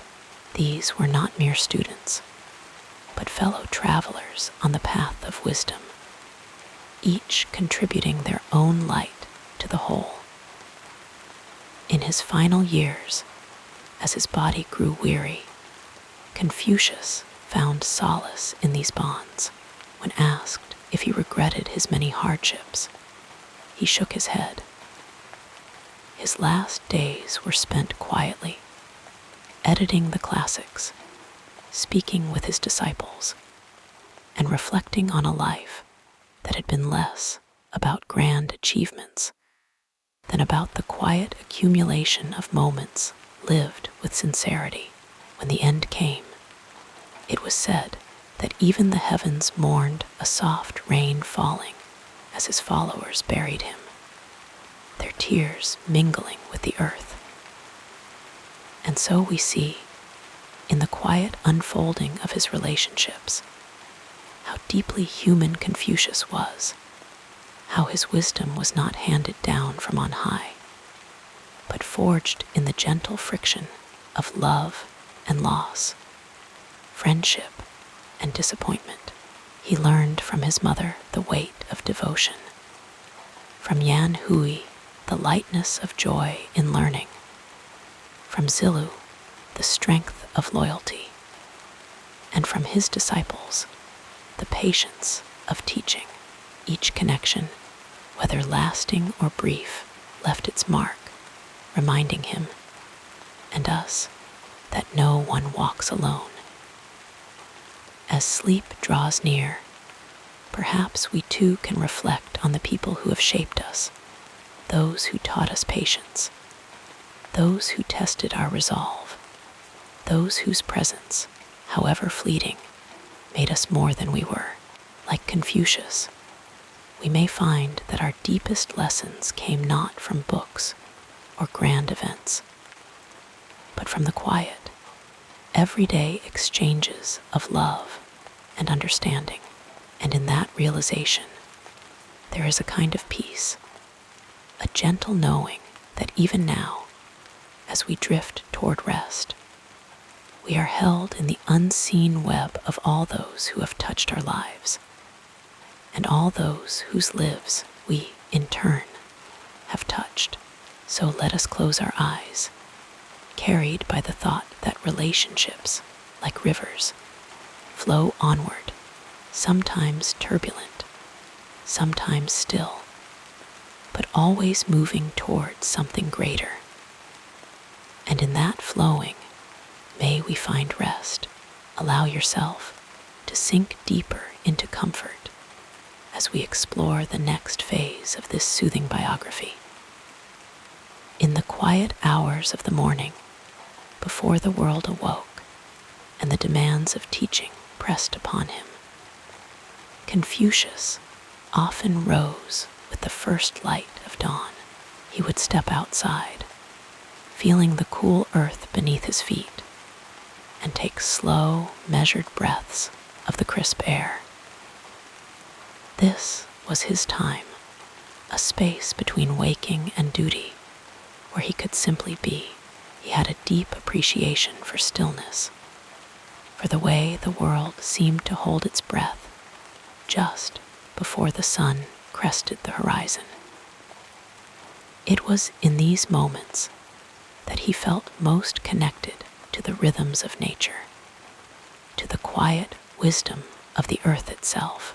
His mornings often began with a simple ritual, a cup of warm tea, brewed with care, its steam curling upward like the tendrils of thought in his mind.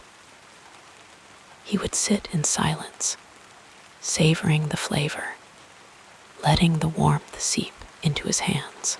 Tea, for him, was not just a drink, but a meditation, a way to center himself before the day unfolded. He believed that even the smallest acts, done with presence and intention, could become sacred. Confucius was a man of simple pleasures. He took great joy in music, particularly the gyukin, an ancient stringed instrument whose melodies seemed to carry the weight of centuries. On evenings when the air was calm and the stars began to emerge, he would play softly, letting the notes drift like whispers on the breeze. The music was not for performance, but for reflection, a way to commune with the past, to feel the presence of those who had played before him. Sometimes his disciples would gather nearby, listening in silence, their hearts lifted by the gentle rise and fall of the melody. His love for music was matched only by his passion for poetry. He often recited verses from the Book of Songs, his voice tender as he spoke of love, of longing, of the beauty found in ordinary things, the rustle of leaves, the laughter of children, the first bloom of spring. Poetry, to him, was the language of the heart, a way to express what could not be said plainly. He encouraged his students to study it, not just for its beauty, but for the way it cultivated empathy, helping them to see the world through another's eyes. Among his closest relationships was that with his mother, who had raised him alone after his father's early death. Though she passed when he was still young, her influence lingered in the quiet ways he moved through the world, her resilience, her devotion, her unwavering belief in his potential. He often spoke of her with deep reverence, remembering how she had worked tirelessly to provide for him, how she had instilled in him the values of diligence and kindness. Even in his later years, he would sometimes pause, as if listening for her voice in the wind, drawing strength from her memory. His friendships, too, were a source of great comfort and challenge. Zilu, bold and unyielding, was like a brother to him, loyal to a fault, always ready to defend him, yet sometimes frustrating in his impulsiveness. Their debates were lively, filled with laughter and occasional exasperation, but beneath it all was a bond that time could not erode. Yan Hui, on the other hand, was his most beloved disciple, a young man whose humility and joy in learning touched Confucius deeply. When Yan Hui died far too young, the loss weighed heavily on him, a sorrow that never fully faded. Yet, even in grief, he found solace in the thought that Yan Hui's spirit lived on in the lessons he had left behind. Outside of teaching, Confucius had a fondness for long walks, often wandering the countryside with with no particular destination in mind. He believed that movement helped to clarify thought, that the rhythm of footsteps could untangle the knots of the mind. He would pause to observe the way sunlight filtered through the trees, or the way a stream carved its path through stone, finding in nature echoes of the principles he taught: patience, persistence, harmony. Food, too, was a quiet pleasure. He appreciated meals prepared with care, simple dishes made from fresh ingredients, shared in good company. He often said that eating was not just about sustenance, but about connection. The act of breaking bread together was a sacred trust, a moment of unity, even in times of scarcity. He found gratitude in what little he had, teaching his students that contentment was not found in abundance, but in appreciation. In his personal philosophy, there was no separation between the grand and the mundane. Every action, no matter how small, was an opportunity to embody virtue, to be kind, to be just, to be true. He did not see himself as a sage on a mountaintop, but as a traveler on the same path as everyone else, stumbling sometimes, learning always. His wisdom was not shouted from rooftops, but whispered in quiet conversations, in the way he listened, in the patience he showed to those who sought his guidance. And so, as the day waned and the firelight dimmed, he would often sit with his thoughts, reflecting on the lessons the world had taught him. He understood that life was fleeting, that joys and sorrows alike would pass, but that the connections we forge, the love we give, the kindness we show would endure long after we are gone. It was this understanding that brought him peace, a gentle assurance that even in solitude, he was never truly alone. As sleep nears, we too might imagine him there, in the quiet of evening, his face softened by candlelight, his heart full of all he had lived and learned.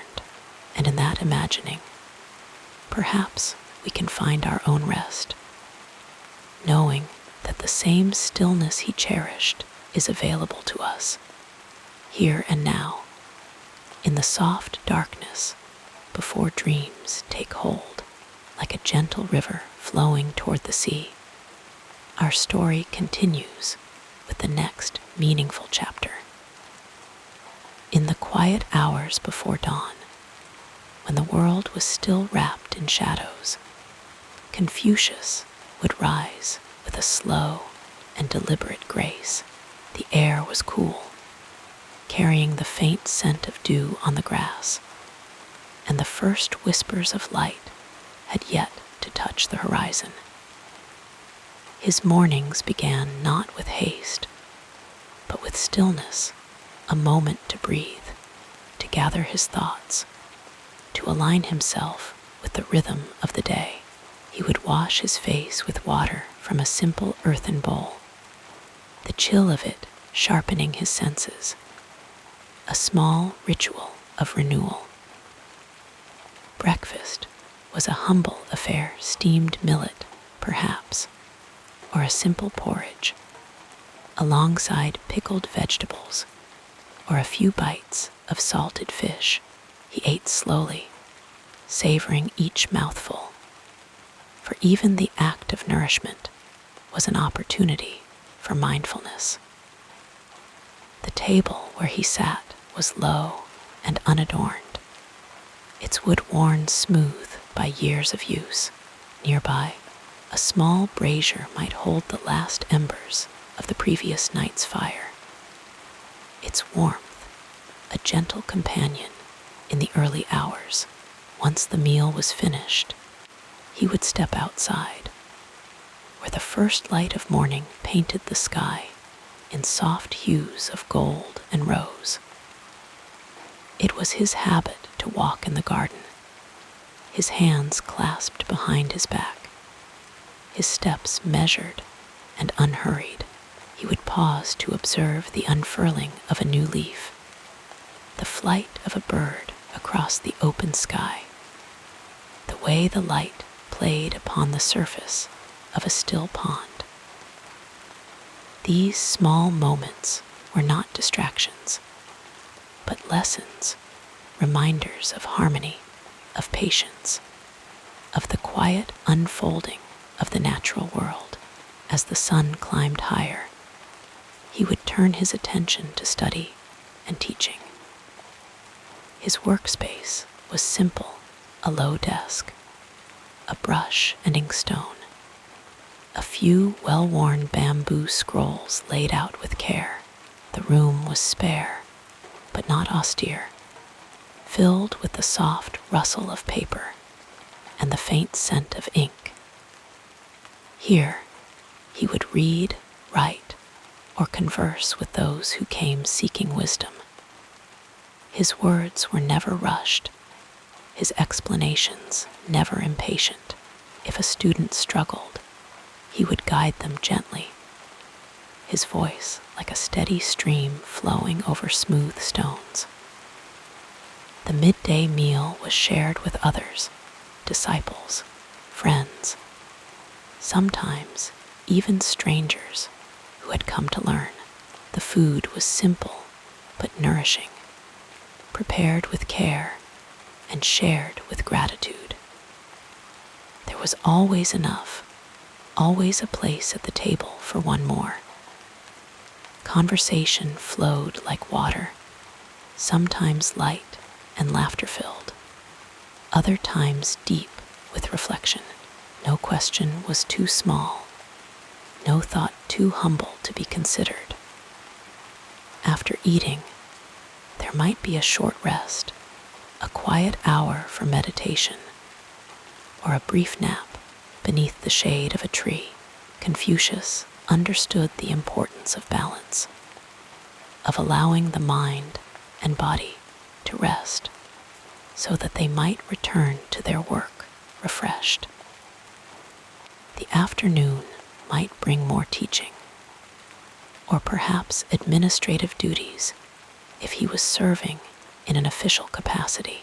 Yet even in these tasks, there was no sense of hurry, only the steady rhythm of duty performed with integrity. As evening approached, the pace of the day slowed once more. The sun dipped toward the horizon, casting long shadows across the courtyard. He might take another walk, this time with a few close companions, discussing the events of the day, or simply enjoying the silence between them. The air grew cooler, carrying the scent of earth and the distant murmur of evening birdsong.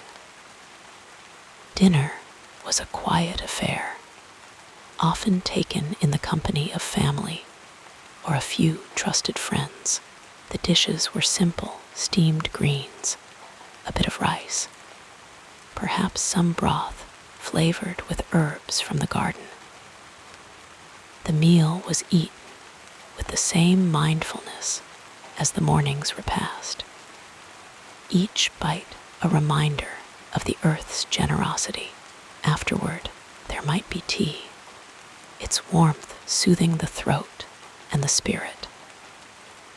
In the fading light, he would retire to his study once more, perhaps to write a few lines of reflection, or to read by the flickering light of an oil lamp.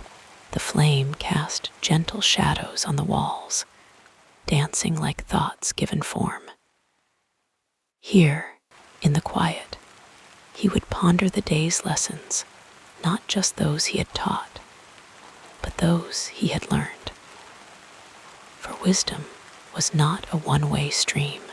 It flowed in all directions, and he was as much a student as he was a teacher. When at last the hour grew late, he would prepare for sleep with the same care he had given to waking, a final cup of warm water, a moment to wash his face, the slow unfurling of his bedding.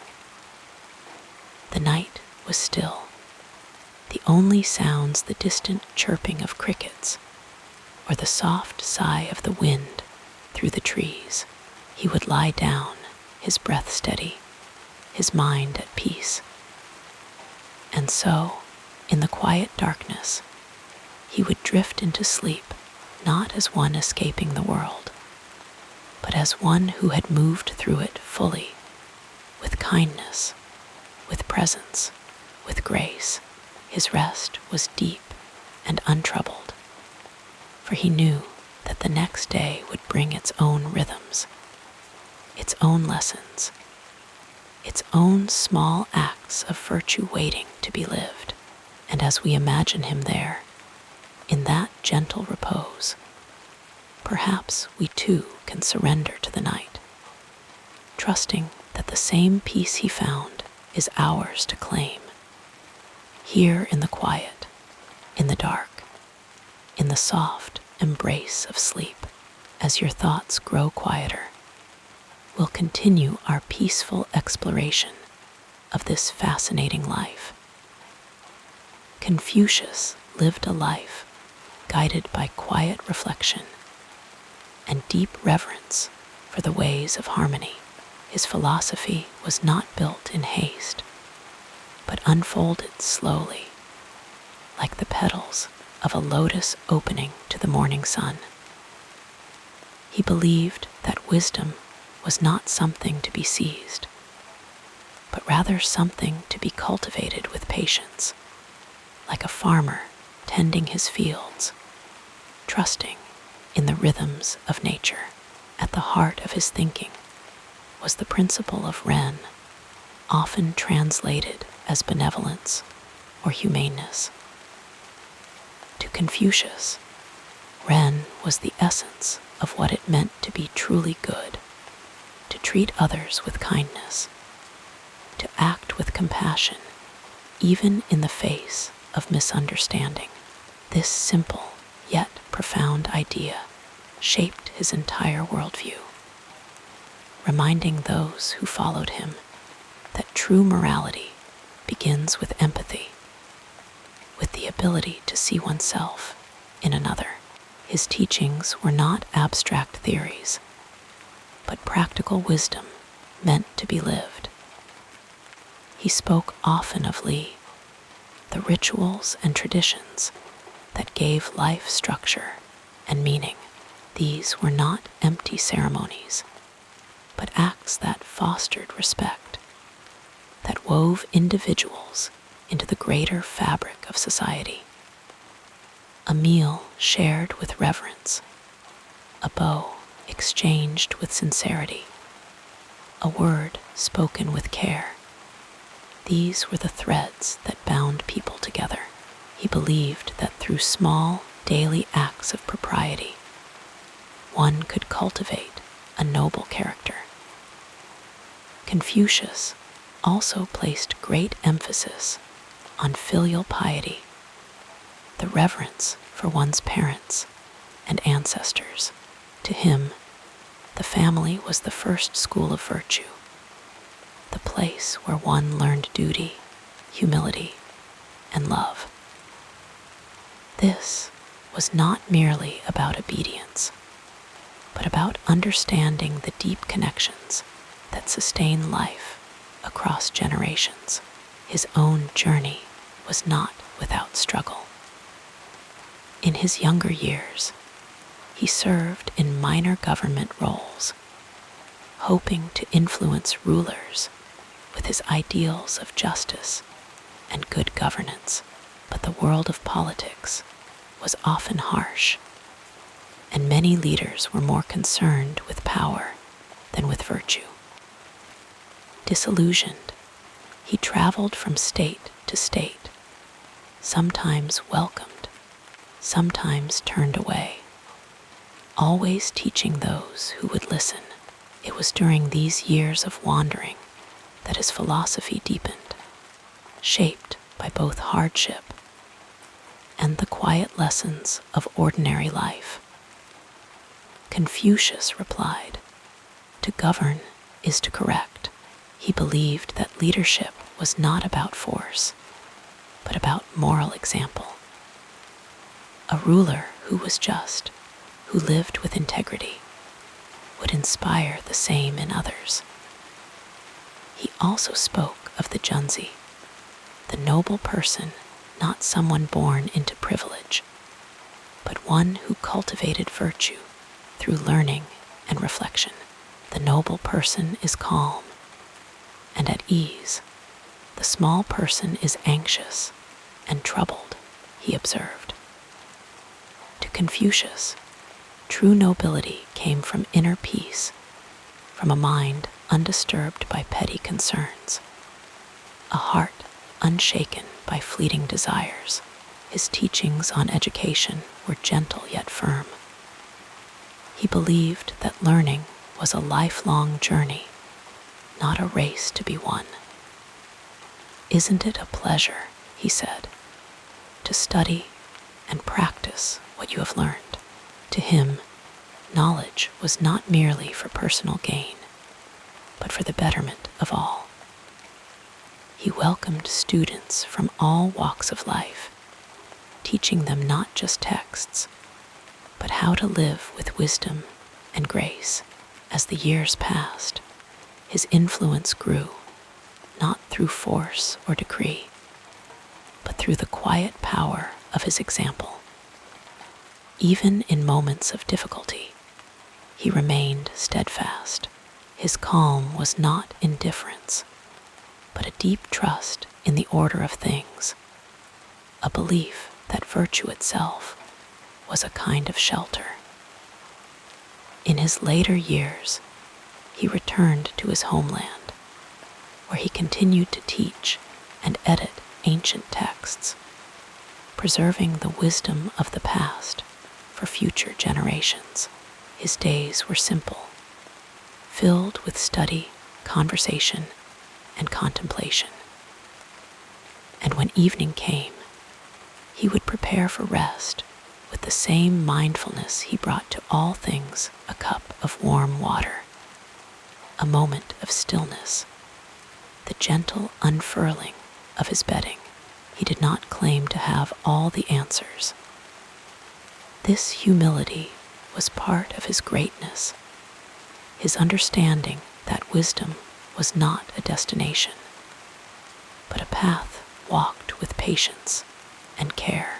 And so, as the night deepened and the world grew quiet, Confucius would lie down, his breath steady, his mind at peace.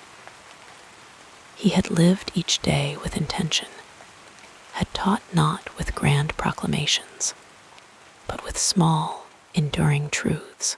His rest was untroubled, for he had walked in harmony with the way of heaven, with the rhythms of virtue.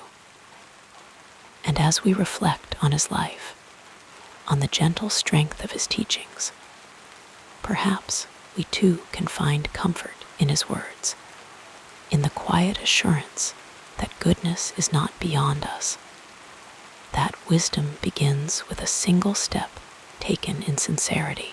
The night is still, the air soft, and somewhere, like a whisper on the wind, his lessons linger simple, profound, and ever inviting us to live with kindness, with presence, with grace. So let us rest now, as he did, trusting that the morning will bring its own lessons, its own small acts of virtue waiting to be lived. The darkness is kind, the silence deep, and the peace he knew is here, within reach, in the gentle embrace of sleep. With each breath becoming slower and deeper, let us turn to another aspect of this soothing story. The path of Confucius was not always smooth, nor were the lessons he taught born without hardship, even as he lay in restful tranquility. His life had known seasons of struggle, moments when the way forward seemed clouded, when the world resisted his vision of harmony. But it was through these very challenges that his wisdom deepened, his patience grew, and his teachings took root in the fertile soil of experience. When Confucius was still young, his father passed away, leaving him and his mother in modest circumstances. The world might have seen this as a setback, a misfortune that could limit his future. But even then, the boy who would become a sage did not despair. He turned to study, to the careful observation of rituals and traditions, finding solace in the quiet discipline of learning. His mother, though of humble means, nurtured his curiosity, and in the stillness of their home, he discovered that wisdom was not the privilege of the wealthy, but the reward of the earnest heart. As he grew older, he sought to serve in government, believing that true change could come from within the halls of power. He was appointed to minor positions, his reputation for integrity slowly spreading. But the world of politics was turbulent, ruled by shifting alliances and self-interest. Time and again, Confucius found his counsel ignored, his ideals dismissed as impractical. There were moments when he was pushed aside, when those in power preferred flattery to honesty. Yet, he did not grow bitter. Instead, he learned that virtue could not be forced upon others. It had to be lived, demonstrated in small, consistent acts. One of the greatest trials came when he was forced to leave his home state of Lu. The ruler there had grown distant, swayed by corrupt ministers who resented Confucius's influence. Rather than compromise his principles, he chose exile. For years, he wandered from state to state, accompanied by a small band of disciples. The road was uncertain, the future unclear. There were nights when they slept under open skies, when the rain fell and the wind howled. Yet, even in these hardships, Confucius remained steadfast. He taught his students that adversity was not an obstacle, but a teacher. The long roads, the closed gates of rulers who refused to listen, each step was a lesson in patience, in the quiet strength of perseverance. There were times when his disciples wavered, when the hardships seemed too great. Confucius replied with a gentle smile, "Does the farmer stop sowing because the rain does not fall today?" His faith in the way of virtue was unshaken, even when the world seemed indifferent. He understood that true change was slow, that the roots of wisdom took time to spread. In his later years, after returning to Lu, he faced another kind of challenge, the loss of those he loved. His beloved disciple, Yan Hui, whose wisdom and goodness had been a bright light, passed away far too soon. Confucius wept openly, his grief profound. Yet, even in sorrow, he found meaning. He taught his students that grief was not to be feared, that to love deeply was to honor the bonds that make us human. The final years of his life were spent in quiet teaching, in the patient shaping of young minds. He knew he would not see the full fruit of his labor, that the world might take generations to embrace his vision, but this did not trouble him. Like a tree that grows without haste, he trusted in the natural unfolding of things. His setbacks had taught him that wisdom was not in the grand achievements, but in the daily practice of kindness, in the small acts of integrity that ripple outward, unseen but enduring. And so, as the night deepens and the stars watch silently overhead, we remember that even the greatest lives are woven with threads of struggle.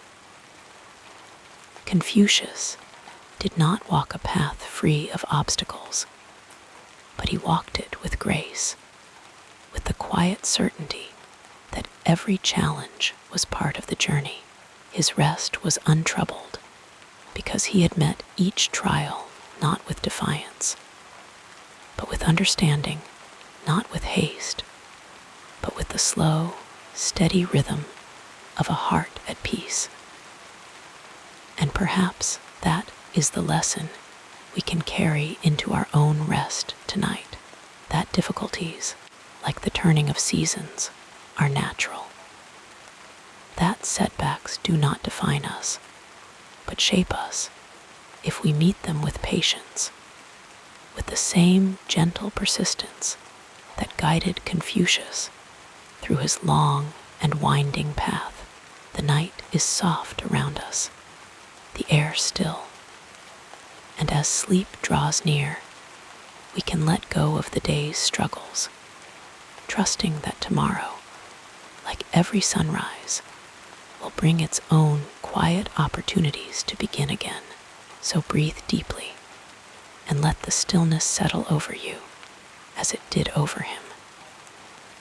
The challenges will come as they always do, but they too shall pass, leaving behind only the quiet wisdom of a life well lived. And in that knowing, in the slow, steady rhythm of your breath, sleep comes, gentle and forgiving, like the wisdom of a sage who knew that all things, in time, find their way. The tapestry of this remarkable life unfolds further as we gently explore the next meaningful period. Beneath the grand teachings and the profound wisdom that shaped nations, Confucius was, at his core, a man with quiet passions and unexpected quirks, little details that made him human, that softened the stern image history often paints of him. Few know that he had a deep love for music, not just as a scholar, but as a devoted admirer of its beauty. He would often lose himself in the melodies of the gyukin, a traditional Chinese zither, his fingers moving slowly over the strings as if in meditation. Music for him was not mere entertainment. It was a way to harmonize the soul, to find balance in the chaos of the world. Some say he could hear a piece just once and play it perfectly afterward, a testament not just to his skill, but to the deep attention he paid to the world around him. And then there was his love for food, a simple pleasure that brought him joy. Though he spoke often of moderation, he had strong opinions about how meals should be prepared. He insisted that meat should be cut properly, in straight, even pieces, not haphazardly.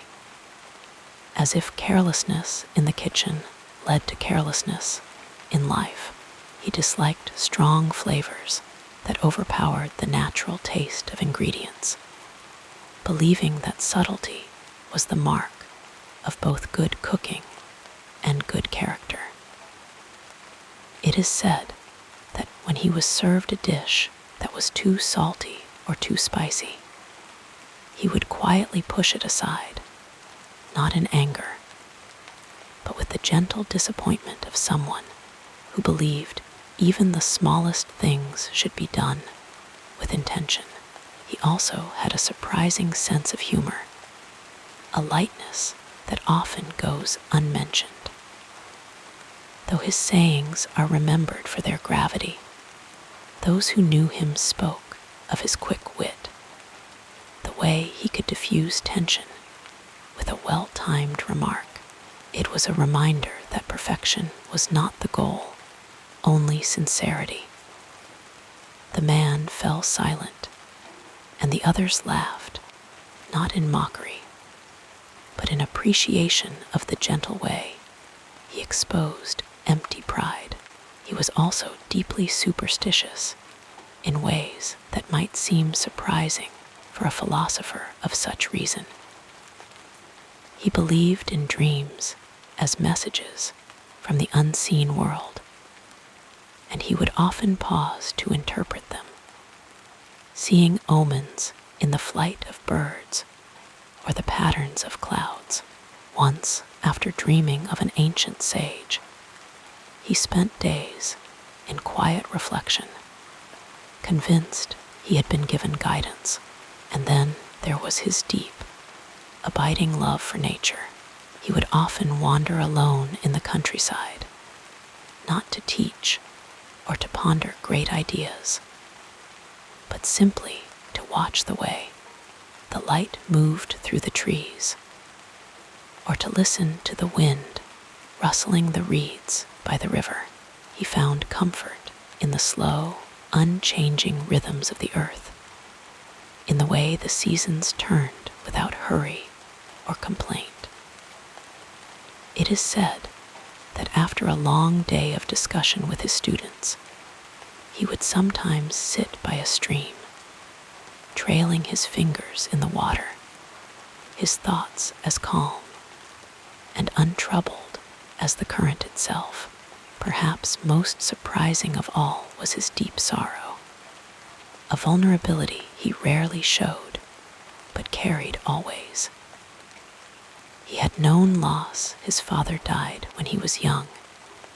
His mother worked tirelessly to raise him, and in his later years, he mourned the death of his beloved disciple, Yan Hui, with a grief so profound it shook him. Even the greatest sage was not immune to the pain of love, to the way the heart breaks and mends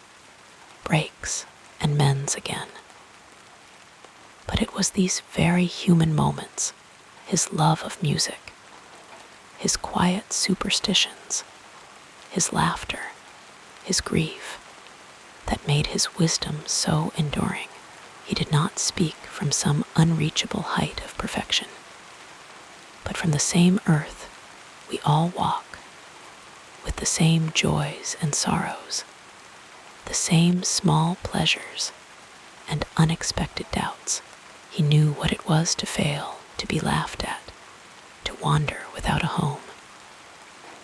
And yet, through it all, he held fast to the belief that life, in all its messiness, was worth living with kindness, with patience, with an open heart. So as you drift toward sleep tonight, think of him not just as a distant figure of history, but as a man who savored his food, who found peace in music, who wept for his friends. Think of him watching the sunset, or smiling at a joke, or pausing to listen to a bird's song. And know that wisdom does not mean being untouched by life, but moving through it with all its beauty and its sorrow, and still finding a way to rest, to breathe, to believe in the goodness of the world.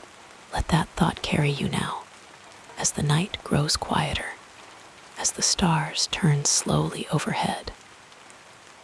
There is no need for perfection, only for presence. No need for answers, only for the quiet certainty that, like Confucius, you too are learning, growing, becoming one gentle breath at a time. And with that, sleep comes, soft as a whisper, deep as the sage's own rest beneath the same endless sky. As you settle more comfortably, our narrative flows onward like soft moonlight across still waters.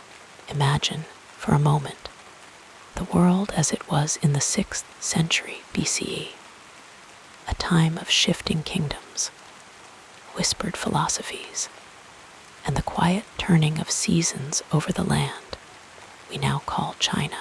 The air was thick with the scent of ripe grain in autumn, the sound of bronze bells ringing in temple courtyards, and the murmur of scholars debating beneath the shade of ancient trees. This was the world into which Confucius was born, a world both turbulent and beautiful, where the old ways were being questioned, and new ideas floated like cherry blossoms on a spring breeze. The Zhou dynasty, once strong and unified, had begun to fray at the edges. Local lords grew powerful, their rivalries fracturing the land into warring states. Farmers tilled their fields not knowing if the harvest would feed their families or be seized by passing armies. Yet amid this uncertainty, something profound was stirring, a longing for order, for harmony, for a return to the virtues that had once bound society together. It was in this atmosphere that Confucius walked, observing, teaching, gently offering a vision of how life might be lived with dignity and grace. His own beginnings were humble. Born in the small state of Lu, he knew early the weight of hardship. His father died when he was young, leaving his family in poverty. Yet even as a child, he was drawn to the rituals of the past, the precise movements of ceremonies, the solemn music of ancient hymns.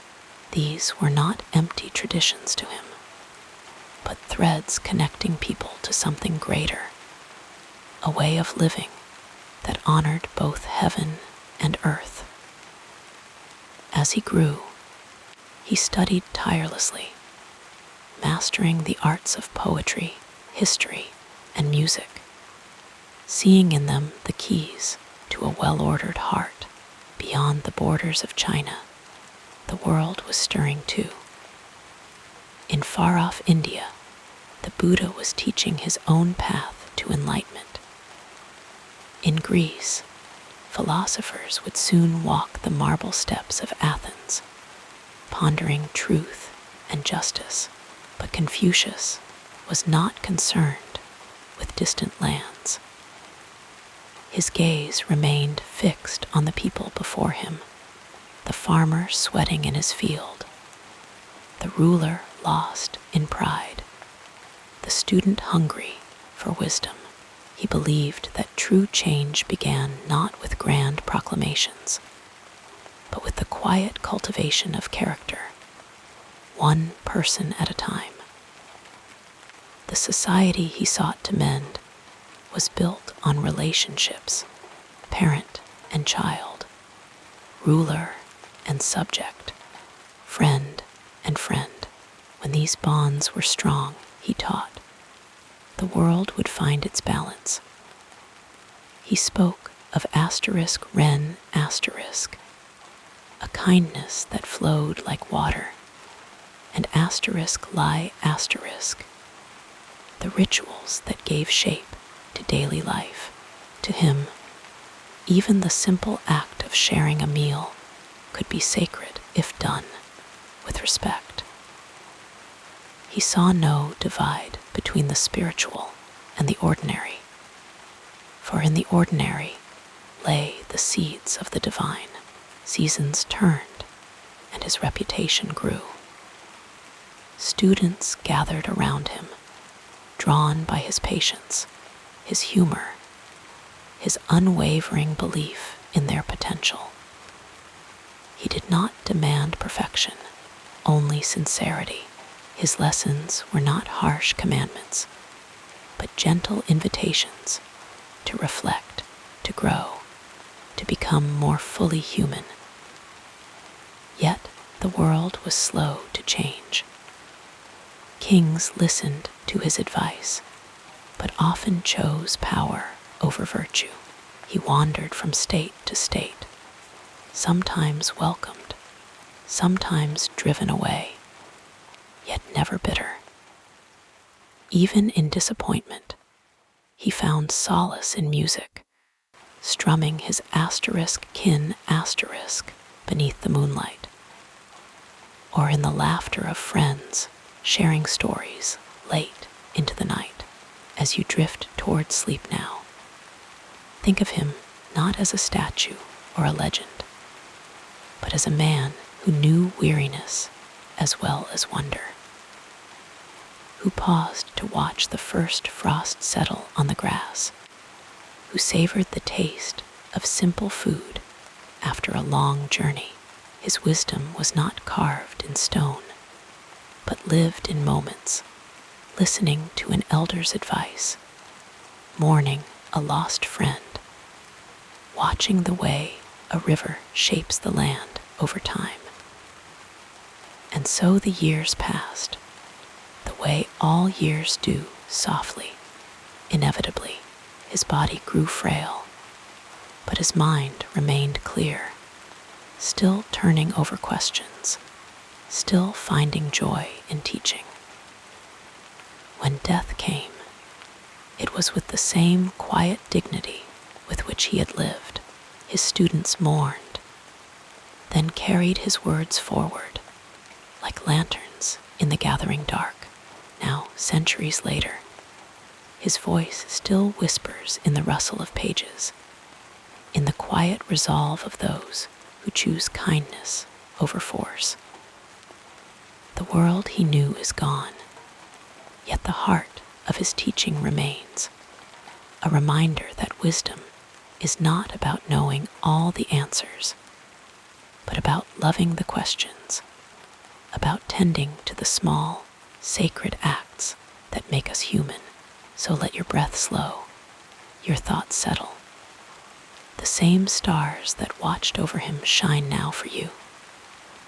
The same earth that bore his footsteps cradles you tonight.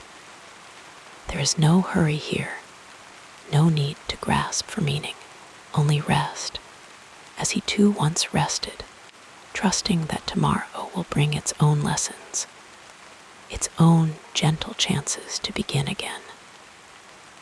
Sleep comes not as an ending, but as a quiet turning, like the pages of an old book, like the seasons Confucius so loved to observe. And in this stillness, know that you, like him, are part of something vast and tender, unfolding one peaceful moment at a time. Let the rhythm of these words carry you further into relaxation as we continue our peaceful journey in the quiet hush of evening. As the world settles into stillness, it is easy to imagine the long, slow passage of time, how ideas, like seeds, take root and grow, spreading their branches across generations.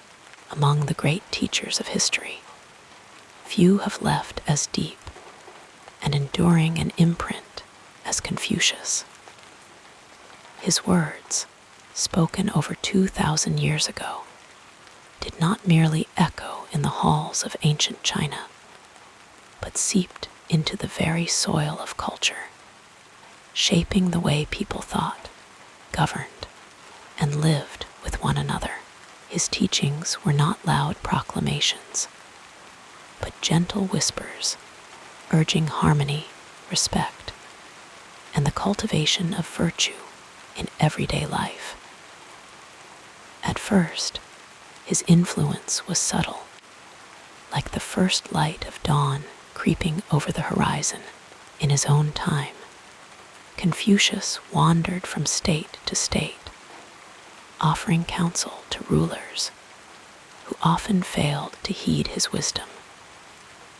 He spoke of benevolence, of the importance of ritual, not as empty ceremony, but as a way to honor the sacredness of human connection. His disciples, small in number at first, gathered around him, soaking in his lessons like parched earth, drinking in rain. These students would become the keepers of his legacy, recording his sayings in what we now know as the *Analects*, a collection of conversations and reflections that would one day be revered as scripture. As centuries passed, the impact of Confucius's teachings grew, spreading beyond the small circle of his followers to shape the very foundations of Chinese society.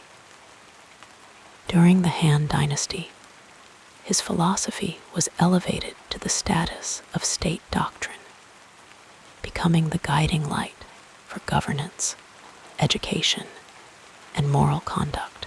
Emperors and officials studied his words, seeking to embody the ideal of the Junzi *, the noble person, not by birth, but by character.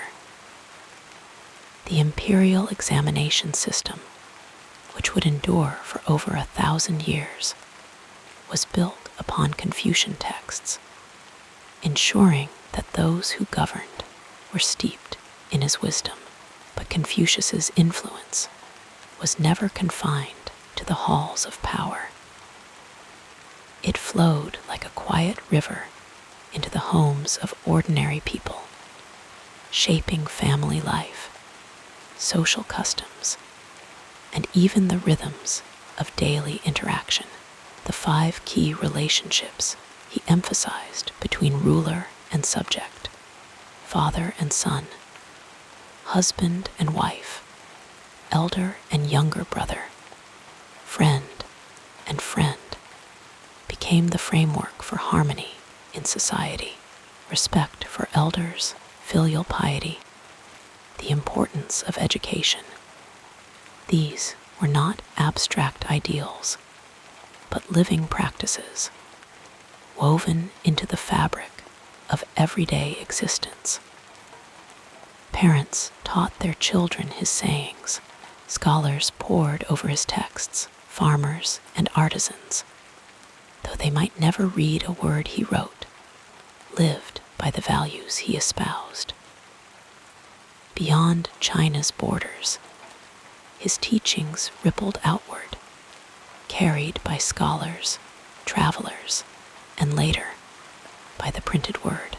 In Korea, Japan, and Vietnam, Confucian thought took root, blending with local traditions, yet retaining its core emphasis on ethics, learning, and social harmony.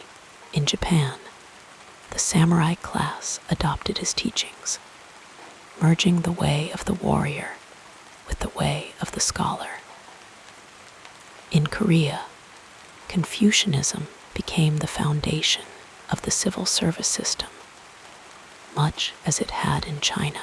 Even in the modern era, as societies transformed and new ideologies arose, the quiet persistence of Confucian values remained, a steady undercurrent beneath the tumult of change. Yet Confucius was not always revered. There were times when his teachings were challenged, when critics saw his emphasis on hierarchy and tradition as stifling progress. During China's Cultural Revolution, his name was dragged through the mud. His statues toppled, his teachings denounced as relics of a feudal past, but ideas, especially those rooted in deep human truths, are not so easily erased. Like a river that disappears underground only to resurface miles away, his wisdom endured, waiting for a time when the world would be ready to listen again, and listen it did. In recent decades, as China reconnected with its cultural heritage, Confucius returned to the forefront. His teachings celebrated once more. Confucius Institutes sprang up around the world, spreading knowledge of Chinese language and philosophy. Scholars revisited his texts, finding in them not just ancient wisdom, but insights relevant to modern challenges: how to balance tradition and innovation, how to cultivate ethical leadership in a globalized world, even in the West, where individualism often reigns supreme. His ideas about community, responsibility, and the moral dimensions of relationships found new resonance. Perhaps the most remarkable thing about Confucius's legacy is how ordinary it feels. His greatness lies not in grand, sweeping gestures, but in the small, quiet moments where his teachings come to life. A child showing respect to an elder, a leader pausing to consider the moral weight of a decision, a teacher patiently guiding a student toward understanding. His philosophy was never about distant ideals, but about the art of living well, here and now. Now, as you rest, let the thought of this gentle ripple of influence soothe you, just as a single pebble dropped into a pond sends waves outward in ever-widening circles. So too did Confucius's words travel across time and space, touching lives in ways he could never have imagined. His voice is not lost to history, but lives on in the quiet acts of kindness, the moments of reflection, the small choices that make up a meaningful life. And so, as sleep draws near, let yourself drift on the current of this timeless wisdom. There is no need to grasp, no need to strive. Like the slow turning of the seasons, like the patient growth of a tree, the lessons of Confucius unfold in their own time, in their own way. You too are part of this great tapestry, connected to all who have come before and all who will follow. Rest now, knowing that the same principles that guided him, harmony, respect, the quiet cultivation of goodness, are available to you, not as burdens, but as gentle invitations to live deeply, to love fully, to be fully human. The night cradles you, just as history cradles his memory. And in this soft, sacred space between waking and dreaming, there is only peace, the peace of knowing that some truths are eternal, that some voices never fade, that the wisdom of the past is always here, whispering to us when we are still enough to listen. Sleep, dear one, and let these thoughts carry you into the quiet embrace of the night. With the gentleness of falling snow, we transition now to another meaningful chapter in this life story. Let us drift back through time to the ancient state of Lu, where a young boy named Kong Qiu, later known to the world as Confucius, spent his early years in quiet observation. His childhood was marked by hardship, for his father passed away when he was just 3. leaving his mother to raise him in humble circumstances. Yet, even as a child, there was something extraordinary about him. He would arrange ritual vessels in precise formations, playing at ceremonies with a seriousness that amused and intrigued the elders. Even then, he was drawn to the order and harmony of tradition, as if the rhythms of the past whispered to him in a language only he could hear. One of the lesser-known stories about Confucius tells of his deep love for music. It is said that once, while visiting the state of Qi, he heard the ancient Xiao music, a composition so sublime that it moved him beyond words. For 3 months afterward, he could scarcely taste the meat he ate. So absorbed was he in the memory of that melody. Music, to him, was not mere entertainment, but a reflection of cosmic harmony, a bridge between the human heart and the rhythms of heaven. He believed that to cultivate oneself, one must also cultivate an appreciation for beauty, for it refined the soul as water smooths a stone over time. Confucius was not only a thinker, but a teacher who lived what he taught. One day, a disciple asked him about the essence of good government, and if forced to give up another. In this simple exchange, he revealed his deepest belief that the foundation of all human society is not force or even material security, but the bonds of trust between people. Even in moments of difficulty, his wisdom shone with quiet grace. Once, while traveling with his disciples, they became lost and exhausted. Food ran low, and some of the students grew weak with hunger. Yet Confucius continued to recite poetry and play his lute, his calm unshaken. His presence alone became a lesson that true strength is not in avoiding suffering, but in meeting it with dignity and inner peace. There is a tender story from his later years, when Confucius returned to his homeland after long travels. He had hoped to serve as an advisor to rulers, to bring order to a fractured world.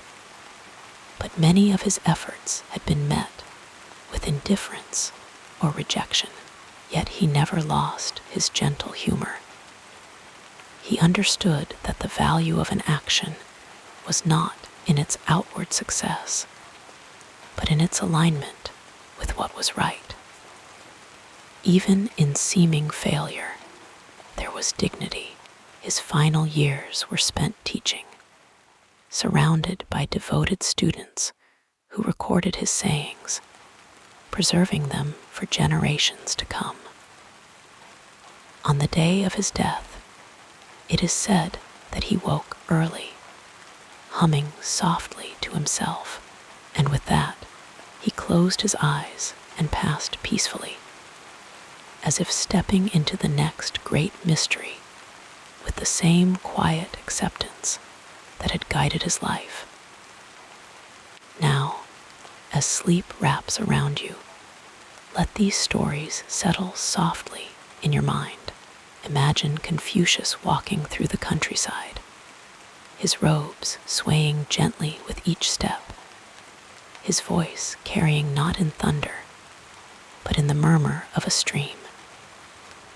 His life was not one of grand triumphs, but of small, steadfast moments, each a pebble dropped into the pond of time, sending ripples that still reach us today. And just as he found music in the world, may you find harmony in rest. Just as he trusted in the unseen goodness of people. May you trust in the quiet unfolding of the night. His words were never meant to burden, only to remind that wisdom is not distant, but here in the way we live, the way we breathe, the way we let go and surrender to the peace that awaits us all. So breathe deeply and let go. The past and present blur like ink in water, and in that gentle merging, there is no need to strive, only to be. The night holds you as history holds him, and in that embrace, all is well. Sleep now, and may his stories linger in your dreams like the faint, sweet echo of an ancient melody. As your eyelids grow heavier, we'll softly explore another dimension of this fascinating biography in the quiet twilight of Confucius's life, when the years had softened the edges of his ambitions, and the world around him had grown both more distant and more dear. He often wandered the same paths he had walked as a younger man. The countryside of Lu, with its rolling hills and whispering willows, remained unchanged. Yet he saw it now with eyes that had witnessed much sorrow and much grace. His hair had turned silver, his steps slower, but his mind remained as clear as a still pond, reflecting the wisdom of a lifetime. He would sit beneath the broad canopy of an ancient oak, its branches stretching like welcoming arms, and there he would teach those who still sought his guidance. His voice, never loud, but always steady, carried the weight of years spent observing humanity, its flaws and its beauty. He spoke of righteousness, of kindness, of the small acts that wove the fabric of a good life. His words were not commandments, but gentle reminders, like the breeze that stirs the leaves without disturbing their rest. In these final years, Confucius turned inward, reflecting on all he had learned and all he had tried to impart. He knew his efforts to reform the rulers of his time had largely gone unheeded. Yet he harbored no bitterness. Instead, he found solace in the students who gathered around him, their faces alight with understanding, their hearts open to the lessons he had spent a lifetime refining. They were his legacy, far more than any political victory could have been. He devoted himself to editing and compiling the ancient texts that would later become the foundation of Confucian thought, the Book of Songs, the Book of Documents, the Spring and Autumn Annals. With painstaking care, he selected and arranged these works, not to impose his own ideas, but to preserve the wisdom of those who had come before him. His hands, worn by time, turned the fragile pages with reverence, as if each word were a delicate thread connecting the past to the future. One evening, as the sun dipped below the horizon and the first stars began to glimmer like distant lanterns, one of his students asked if he ever regretted the path he had chosen. Confucius smiled, the lines around his eyes deepening like the furrows of a well-tended field. Regret is like a shadow, he murmured. It follows only those who stand still. I have walked, I have stumbled, I have risen again. As his strength waned, he spoke less of grand ideals and more of simple truths the importance of family, the value of sincerity, the quiet joy of a shared meal. He would sit by the fire, the warmth seeping into his bones, and tell stories of his own youth. His voice, a low hum that lulled his listeners into a state of peaceful reflection. Even in frailty, his presence was a comfort, like the steady glow of an oil lamp in the deepening dark. When the end came, it was as gentle as the closing of a book. His students gathered around him, their voices soft, their hearts heavy yet full. He left them not with final instructions, but with a quiet assurance that the way was not something to be grasped, but lived one step at a time, one breath at a time. In the years that followed, his teachings, once dismissed by the powerful, began to take root in the hearts of ordinary people. His disciples carried his words beyond the borders of Lu, sharing them in villages and courts, in bustling marketplaces and silent temples. They did not preach his ideas as doctrine, but as an invitation, a way to live with dignity, with compassion, with harmony. Generations passed, and still his influence grew, like a river fed by countless small streams. Emperors would adopt his principles to govern justly. Scholars would study his words to understand the human heart, and parents would teach their children his lessons to navigate the complexities of life. His name became synonymous not with rigid rules, but with the enduring quest for goodness, a quest as timeless as the stars. Today, when we speak of Confucius, we do not speak of a man frozen in history, but of a presence that lingers, subtle yet profound. His ideas have traveled across oceans and centuries, adapting yet never losing their essence. In the quiet moments of our lives, when we choose kindness over anger, when we listen instead of speak, when we honor the past while stepping into the future, we walk the path he once walked. And so, as you drift toward sleep, let his story settle over you like a soft blanket. There is no need to grasp at its meaning, no need to dissect its lessons. Simply let it be, as he let life be in all its imperfection, all its beauty. The night cradles you just as history cradles him, and in that quiet embrace, there is peace. Sleep now, and may his wisdom, like the murmur of a distant stream, whisper through your dreams. The gentle cadence of our story continues, flowing like a peaceful stream through the next chapter. The wisdom of Confucius did not fade with the setting sun of his own time, but instead, like the soft glow of twilight, lingered long after, casting its gentle light across centuries. His teachings, once spoken in the quiet courtyards of ancient China, now ripple outward, touching lives in ways he could never have imagined.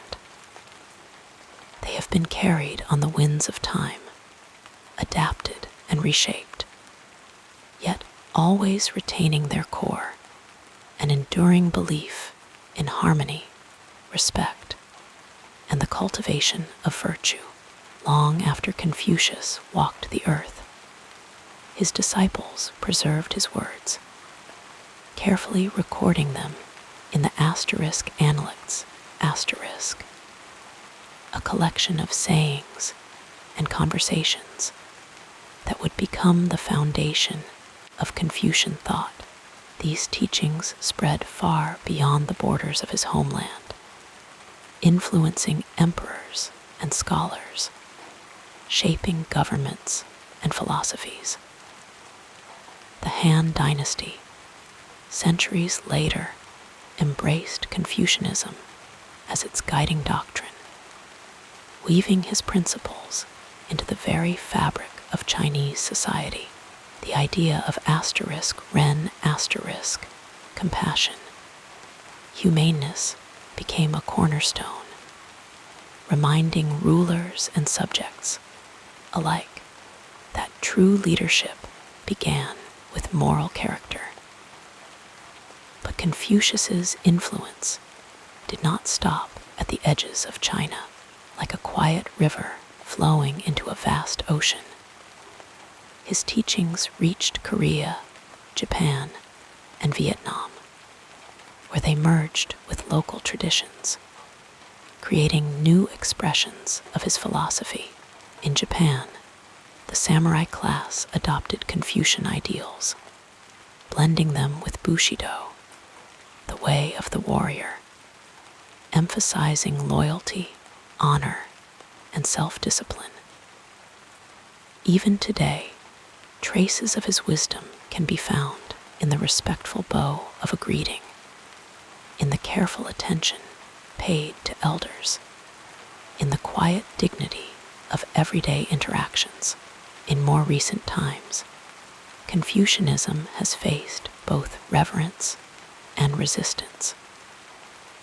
During the tumultuous years of China's Cultural Revolution, the old ways were challenged, and Confucius himself was criticized as a relic of the past. Yet, like a tree whose roots run too deep to be easily uprooted, his teachings endured. Today, there is a quiet revival, a return to his wisdom as a source of balance in a fast-moving world. Universities in China and beyond now study his works anew, not as dogma, but as a guide for living thoughtfully in an age of constant change. Across the ocean, in the West, Confucius found new admirers among Enlightenment thinkers who marveled at his emphasis on reason, education, and ethical governance. Voltaire praised him as a sage who taught morality without reliance on divine command, while Leibniz saw in Confucianism a harmony between natural order and human virtue. Even now, in modern classrooms, students encounter his ideas, perhaps in a discussion of ethics, or in the quiet reflection on what it means to live a good life. The heart of Confucius's legacy lies not in grand institutions or rigid doctrines, but in the small, everyday moments where his wisdom breathes. A teacher who patiently guides a struggling student, a leader who listens before deciding, a family that gathers to honor its ancestors. These are the living echoes of his philosophy. His words remind us that no society can flourish without trust, without the bonds of respect that tie one generation to the next. And so, as you rest tonight, let the quiet strength of his teachings settle around you. There is no need to grasp for answers, no need to dissect each lesson. Like the slow turning of seasons, his influence moves gently, shaping the world in ways seen and unseen. The scholars who study him, the leaders who ponder his advice, the ordinary people who live by kindness, all are part of the great, unbroken thread he once began to weave. Sleep now, and may his wisdom, like the soft rustle of leaves in the wind, bring you peace. The The night holds you gently, just as history holds his memory, and in that embrace there is stillness. Let go of the day's cares and drift into dreams where the past and present meet, where the voice of an ancient teacher still whispers, timeless and ever true. Wrapped in the comfort of these words, we'll drift together into the next part of this soothing biography. Over the centuries, the teachings of Confucius have been carried forward like ripples on a quiet pond, spreading wider yet growing fainter with each passing generation. Along the way, his words have been smoothed by time, reshaped by rulers, and sometimes misunderstood by those who sought to simplify his message. The true essence of his philosophy, so deeply rooted in nuance and context, has often been reduced to rigid rules or hollow proverbs, stripped of the warmth and humanity that once animated them. One of the most persistent myths is that Confucius was a stern moralist, laying down unyielding laws for society to follow. In truth, his teachings were far more flexible, shaped by a deep understanding of human nature. He did not demand blind obedience, but encouraged thoughtful reflection. When he spoke of filial piety, for example, it was not about mindless submission to parents, but about mutual respect, children honoring their elders, yes, but elders also deserving that honor through wisdom and kindness. His vision of harmony was not a rigid hierarchy, as some later interpreters claimed, but a dance of responsibilities, where each person fulfilled their role with care and sincerity. Another common misconception is that Confucius was primarily a political philosopher, concerned only with governance and statecraft. While he did advise rulers, his heart lay in the everyday, the way a teacher nurtures a student, the way friends speak honestly to one another, the way a family gathers to share a meal. His lessons were not grand theories, but quiet observations, meant to be lived rather than debated. He believed that true change began in the home, in the small acts of integrity that ripple outward into the world. To reduce his teachings to mere state ideology is to miss the tenderness at their core. Then there is the belief that Confucianism is a religion, a set of doctrines to be followed with devotion. But Confucius himself spoke little of the divine, focusing instead on the here and now, how to live well among others. He respected tradition and ritual, yes, but not as empty ceremonies. For him, rituals were the vessels that carried meaning, the ways in which people expressed reverence for the past and care for the future. His philosophy was less about worship and more about cultivation of character, of relationships, of a life well lived. Some have painted him as a conservative, resistant to change, clinging to the ways of old. But this, too, is a simplification. Confucius was not opposed to progress. He was cautious about progress without wisdom.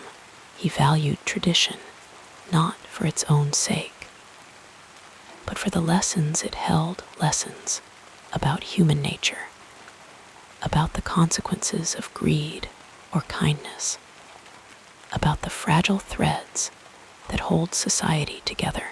He knew that to discard the past entirely was to lose its hard-won wisdom. Yet, he also understood that traditions must breathe and adapt. Like a tree bending in the wind without breaking, perhaps the most overlooked aspect of his teachings is their deep humanity. In later centuries, his words were sometimes used to justify strict social hierarchies, but Confucius himself was far more compassionate. He believed in the potential of every person to grow, to learn, to become noble through their actions. He once said that education should be available to all, regardless of birth. A radical idea in his time. His ideal ruler was not a distant, unapproachable figure, but one who led by example, who listened, who governed with empathy. Even the Analects, the collection of his sayings, is often read as a series of stern commandments, when in truth it is full of warmth, humor, and humility. Confucius admitted his own imperfections, laughed at his mistakes, and showed patience with his students. He was not a distant sage on a mountaintop, but a teacher sitting among his disciples, guiding them through questions rather than dictating answers. His wisdom was not in grand pronouncements, but in quiet moments, a glance, a sigh, a gentle correction. As time passed, rulers and scholars reshaped his teachings to suit their needs, sometimes hardening them into dogma, sometimes twisting them to justify control. But the heart of Confucius's message was always softer, more fluid, like water finding its way around obstacles. He did not seek to impose a single truth, but to awaken the moral imagination, to help each person find their own path within the broad currents of human goodness. And so, as you rest tonight, let these layers of misunderstanding gently dissolve. The true Confucius was not a rigid moralist, not a distant philosopher, not a figure frozen in history.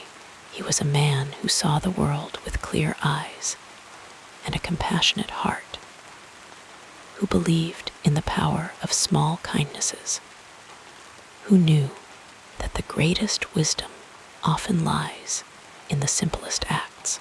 His voice, though softened by time, still speaks not in commands, but in quiet reminders of what it means to be human. Let your thoughts drift now, like leaves on a slow-moving stream.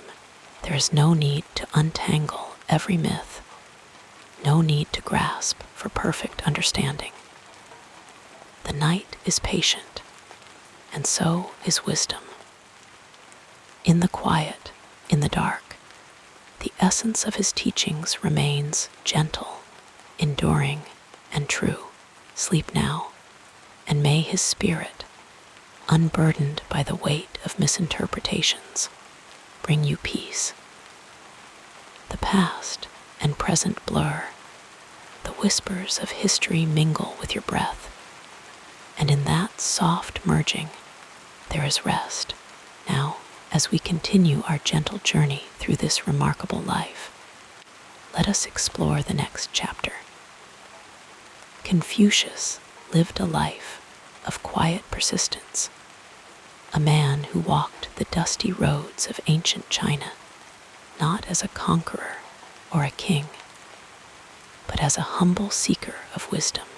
He carried no sword, commanded no armies, yet his influence would ripple across centuries, shaping the hearts and minds of countless generations. His story is not one of sudden glory, but of gradual illumination, like the slow, steady light of dawn spreading across the land. In his later years, he returned to his homeland, a place that had once rejected his teachings. And there, he devoted himself to the gentle work of nurturing young minds. He gathered disciples not to create followers, but to awaken thinkers, students who would question, reflect, and carry forward the essence of his insights. He did not demand blind obedience, but encouraged thoughtful dialogue, believing that truth reveals itself in the spaces between words, in the pauses of contemplation. When Confucius passed from this world, he left no grand monuments, no vast empire. His legacy was something far more enduring, a way of seeing, a way of being. His teachings were not etched in stone, but woven into the fabric of daily life, into the rituals of family, the bonds of community, the quiet acts of respect and kindness that hold societies together. His wisdom was not meant to be locked away in temples, but to be lived, to breathe in the ordinary moments between people. Over time, his words were recorded by devoted students, collected into books that would become the foundation of Confucian thought. But these texts were never meant to be rigid doctrines. They were guideposts, signposts along the path of moral reflection. Like a river, his teachings adapted to the landscape, sometimes broadening into deep philosophical currents, sometimes narrowing into simple, practical advice. The essence remained the same, an invitation to cultivate virtue, to seek harmony, to live with sincerity.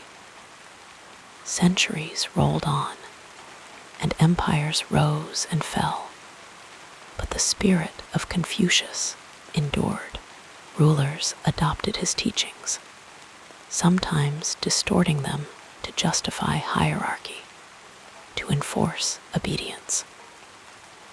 Yet, even when his name was used to uphold power, the deeper truth of his message could not be contained. It whispered in the hearts of ordinary people, farmers who honored their ancestors, mothers who taught their children respect, scholars who pondered the meaning of goodness. His philosophy was not about control, but about the gentle strength of moral character, the quiet power of leading by example. Today, Confucius is remembered in many ways. In the East, his influence lingers in the reverence for education, in the deep respect for family, in the cultural values that still guide millions. In the West, he is often seen as a distant sage, a symbol of ancient wisdom. But his true legacy is not bound by geography or time. It lives in the small, uncelebrated acts of integrity, the teacher who inspires, the friend who listens, the stranger who offers kindness without expectation. His temples still stand, visited by those who seek connection with the past. But his greatest monument is intangible, the countless lives shaped by his belief in human potential. He did not promise enlightenment in a single moment, but offered a path of lifelong learning, a journey of gradual refinement. His vision was not of perfection, but of progress, of stumbling and rising, of striving to be better, not for praise, but for the quiet satisfaction of a heart at peace. As you rest now, let the story of Confucius settle softly in your mind. Do not grasp for lessons or meanings. Let them come to you like the evening breeze, gentle and unforced. His life was not one of dramatic triumphs, but of steady, patient effort, a reminder that the most profound changes often happen slowly, like a seed growing unseen beneath the earth. The world today moves quickly, filled with noise and haste, but the wisdom of Confucius remains a refuge, a call to pause, to reflect, to return to what matters. He reminds us that the deepest truths are often the simplest, that goodness grows from small, consistent acts, that harmony begins within, that the well-lived life is not measured in grand achievements, but in the quality of our relationships, the depth of our character. So tonight, as sleep draws near, let go of the need to analyze or define. Let Confucius be not a figure to study, but a presence to feel, a quiet voice assuring you that the path of virtue is not steep or impossible, but walked one step at a time, with patience and care. His legacy is not locked in the past, but alive in the choices we make, in the ways we treat one another, in the quiet moments when we choose kindness over indifference. Close your eyes now and imagine his spirit like a soft light, steady and warm, guiding without demanding.